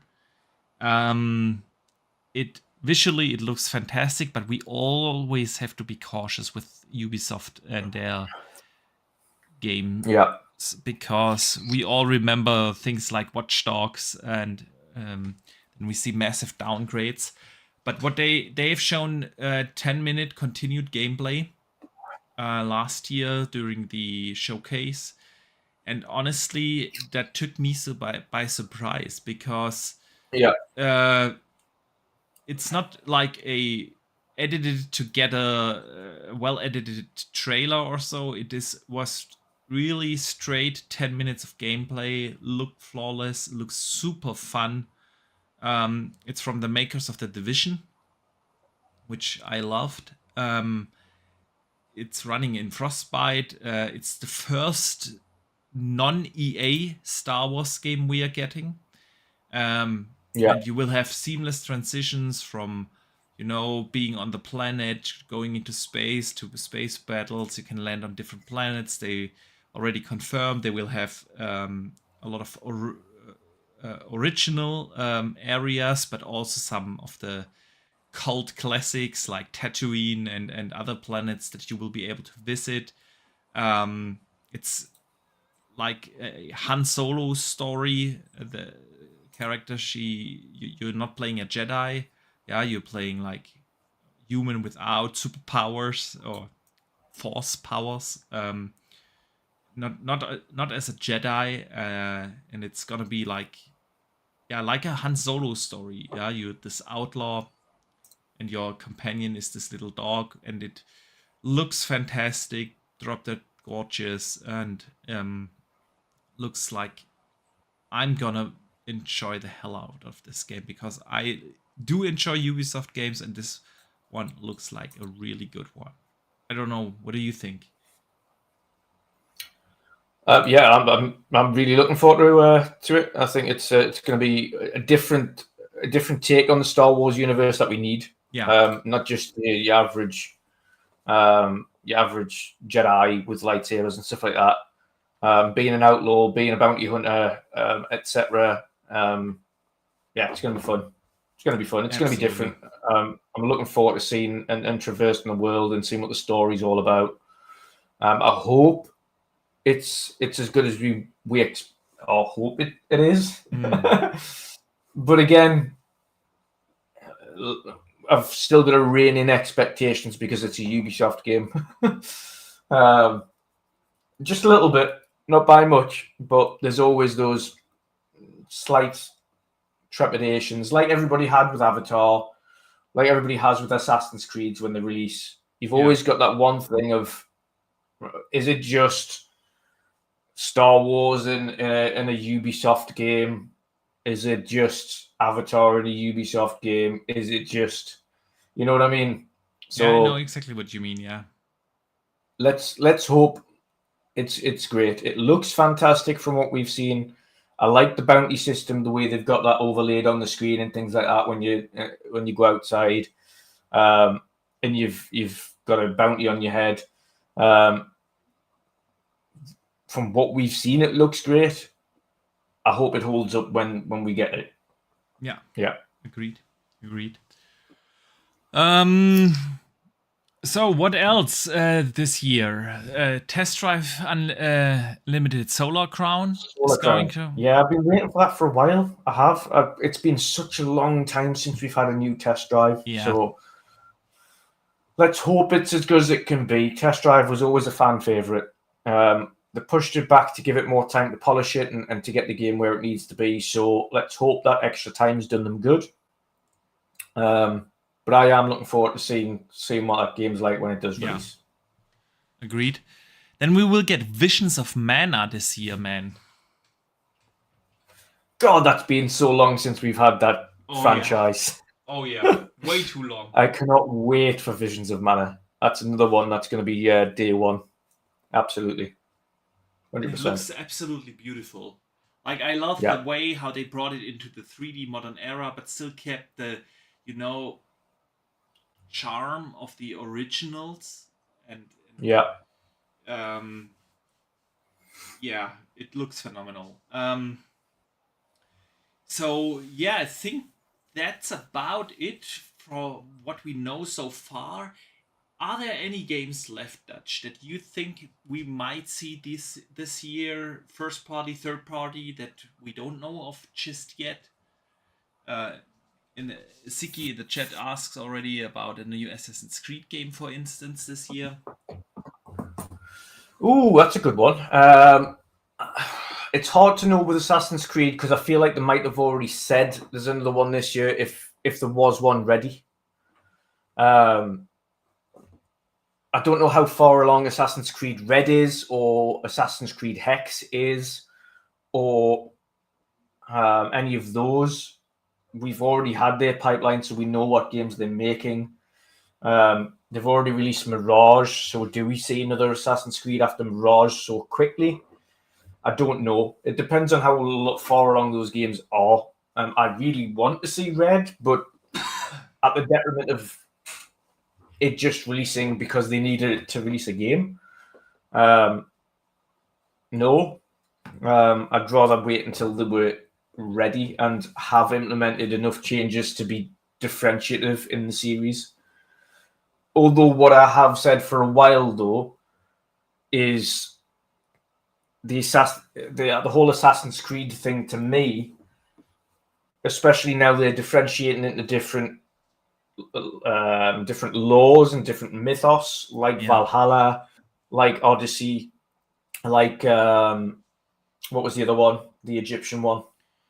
Origins, Odyssey, Valhalla, Project Red, and Hexen.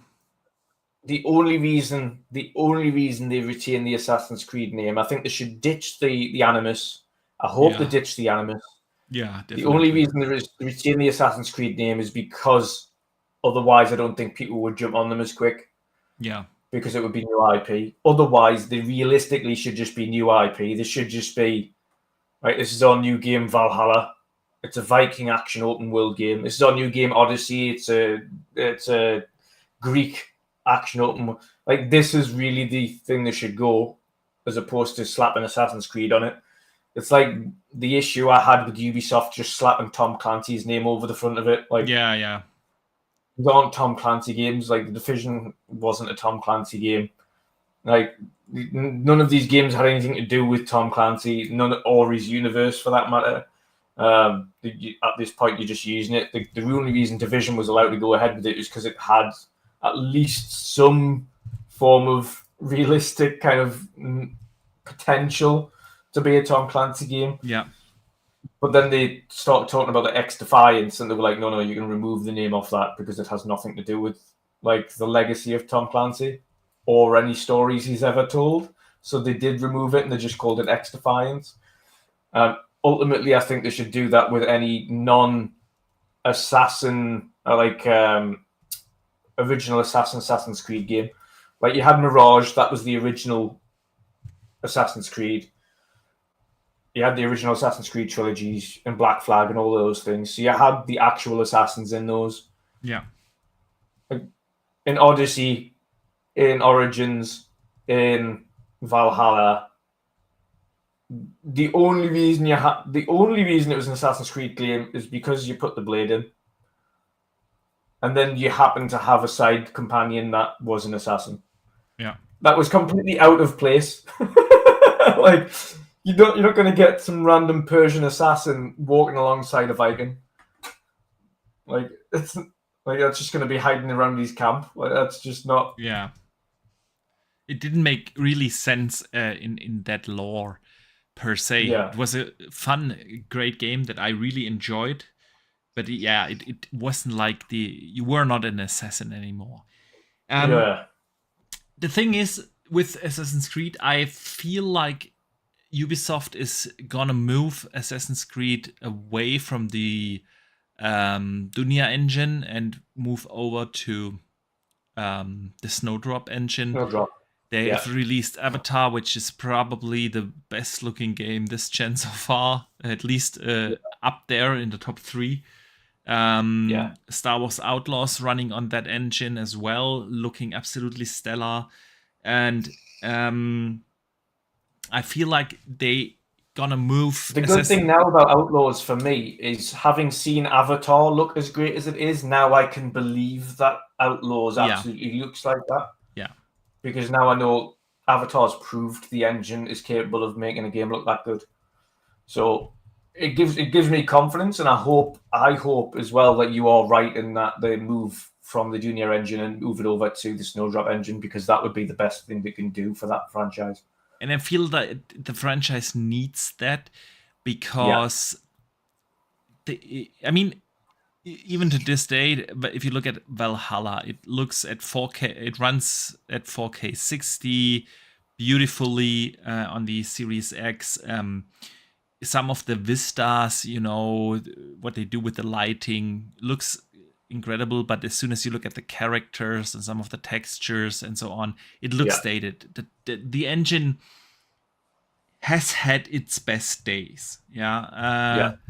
So I feel like what they need to do is really to either make a complete new engine from scratch or simply use the Snowdrop. And I feel like they are going to do that with Valhalla. Also in their efforts to, get more profitable, less overhead in the company and so on. It would make sense, but with Assassin's Creed Mirage just releasing at the tail end of last year, I don't, and them having Outlaws coming as the big one, I don't feel like they need or want to release another big open world game in the next Assassin's Creed game. So don't think that we will see it this year. What I could see them release this year is the Splinter Cell remake. That has been in development for quite a while, and it's quote unquote only a remake, Yeah. When did they announce it though? I want to say 21. No, I mean when did they announce the release date? Like when do they? Is that going to be like a June announce the release date for a later on in the year? Why not? Because ultimately they're going to have to show it soon if they're going to release it at the front end. If not, then it's going to be the tail end. So it depends on when they want to do their first talk of the year, should we say, from Ubisoft. I mean, Ubisoft usually has a showcase, Yeah. they do. That's what I'm saying. And why not for Splinter Cell, you don't need like an announcement of the release date year in advance, especially not for the remake. I could see them announce that in their showcase in May, June, whenever it will be, and then just release it somewhere in the fall. So I could see that happening. Anything else you expect this year to come out that we don't know of yet? No. Again, with Sony, I've got no idea. I've got no idea for them. I couldn't tell you. We've covered Xbox. I've got no idea.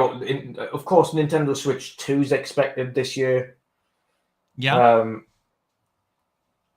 I've got, in terms of games, though, I've got no idea what they'll release for games. Did they release another Pokemon this year, or are we going to see a Pokemon next year? I feel like we will get the next 3D Mario along with the release of the Switch 2 this year. Yeah, I can see that. I'm in dire need of a new Switch. Dire need. Yeah. The Switch. I didn't get the OLED upgrade. I've still got the base original. Yeah, me too. Switch. The OLED didn't really want one. Like the OLED. Yes, it's great if you play it a lot in handheld mode because it looks. Yeah. Colors are more popping and so on, but it has outlived its times, and it's really necessary to get that. And I think we will get it this year. And we might get it sooner than we think because Nintendo is the only OEM that, Xbox and Sony have always released their consoles in November. Like every Xbox came out in November, every PlayStation comes out in November.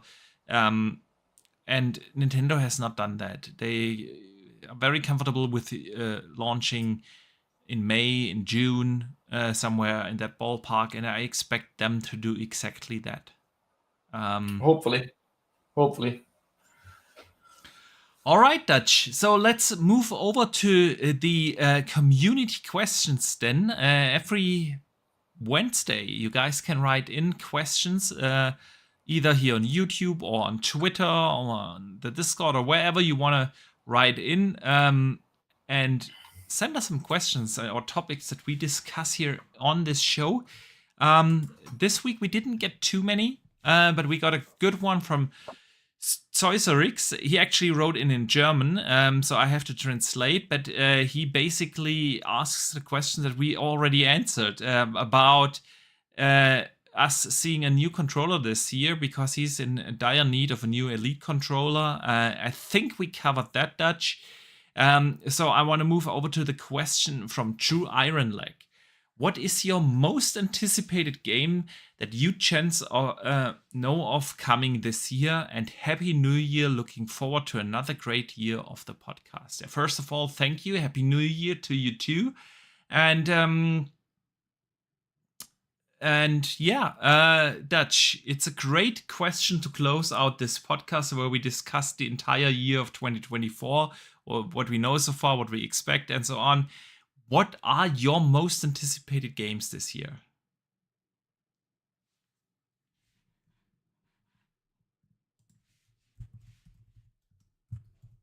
You there, bro? You muted.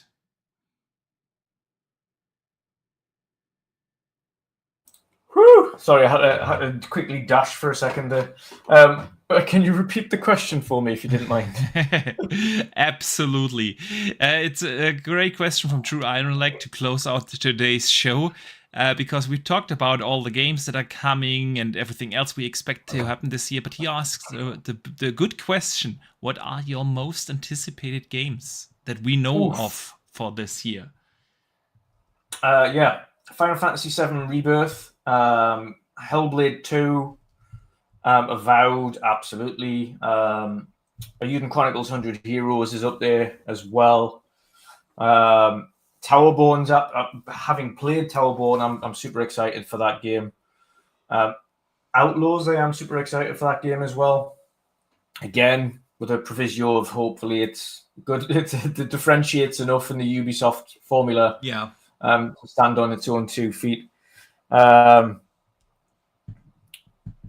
Yeah, it's probably a bunch load more as well, to be fair. I'm not like uber excited for the likes of, and this is my most anticipated, so I'm not like dodging on anything else that might release either, like Flight Sim or anything, because I'll be playing all those and I'll be trying them out and things like that. But like Tekken and stuff like that, I'll play at some point, but not uber excited for them. But Hellblade and ultimately for me, Hellblade and Final Fantasy VII Rebirth are my kind of key games this year. I can't wait for both of them.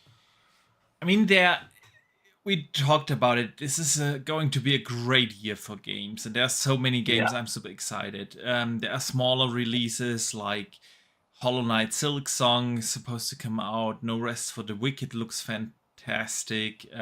Hades 2, we didn't talk about that. Cannot wait. Gonna take up so much time. But in terms of bigger releases, there are a couple I'm really super excited. Avowed is definitely up there. I love RPGs. I love high fantasy RPGs. And I love Obsidian, and I cannot wait to see what they do with that new IP. The lore of Iora from the Pillars games is phenomenal, and it plays in the same world, so we can expect some really good storytelling there. I'm really excited for about. Stalker 2 is also definitely up there. Having played that at Gamescom, this game has really good potential to be a great game. I truly cannot wait. It's an open world action RPG mixture in between a Far Cry meets Metro, and yeah, I'm super excited for that. Then we have, of course, Hellblade 2, which looks like probably the most technically advanced game so far. Knowing that they will tell a great story, will have bench of the market audio design. It's gonna be one epic experience to play Hellblade 2. I'm super excited for that. Final Fantasy VII Rebirth looks absolutely stunning. And have you seen the like 20 minutes worth of gameplay for that game? I have not. No, I have only seen the official trailers. Oh, it was like 20. Because at the I've forgotten where they showed it. It was like Comic-Con or something like that. They showed off like 20 minutes worth of gameplay. I need to look into that. Oh, sweet. Do you know? Remember not Cosmo Canyon. Do you know the segment on the original Final Fantasy where it shows you Sephiroth going to Genova for the first time? Yeah. In the mountain and seeing what was going on there, and you do the flashback with Cloud and Sephiroth on that mission, and like younger Tifa. It shows you the revamped version of that, and you can see that kind of playing out, and the synergy attacks between Sephiroth and Cloud. And then you see it kind of pan over to a different segment where, it's just there's so much gameplay I've seen now for it. And I was like, oh my god, I'm so excited for this game now. Yeah, there's like so much to look forward to. Absolutely. So, yeah, there are plenty of games to look forward to. We talked about some of them already. Gothic is gonna be there. Star Wars Outlaws looks phenomenal. Greedfall. But yeah, I think my four most anticipated are Avowed, Stalker 2, Hellblade 2, and Final Fantasy. But yeah, Dutch, more than 3.5 hours into the podcast today. Great way to start the year. I want to say a big thank you to everyone who joined us here today.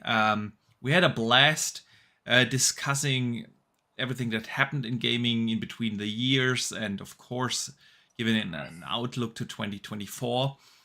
We're gonna be back, of course, like every Thursday next week with a new episode. I expect next week that the regular news cycle is gonna start to roll in. CES is going to happen. It's gonna be also very exciting for the tech enthusiasts. And Desi Baby in the chat says, "Can I go to sleep now?" You absolutely can. But first, again, Happy New Year to everyone. Thank you for coming here today. Super appreciate the support.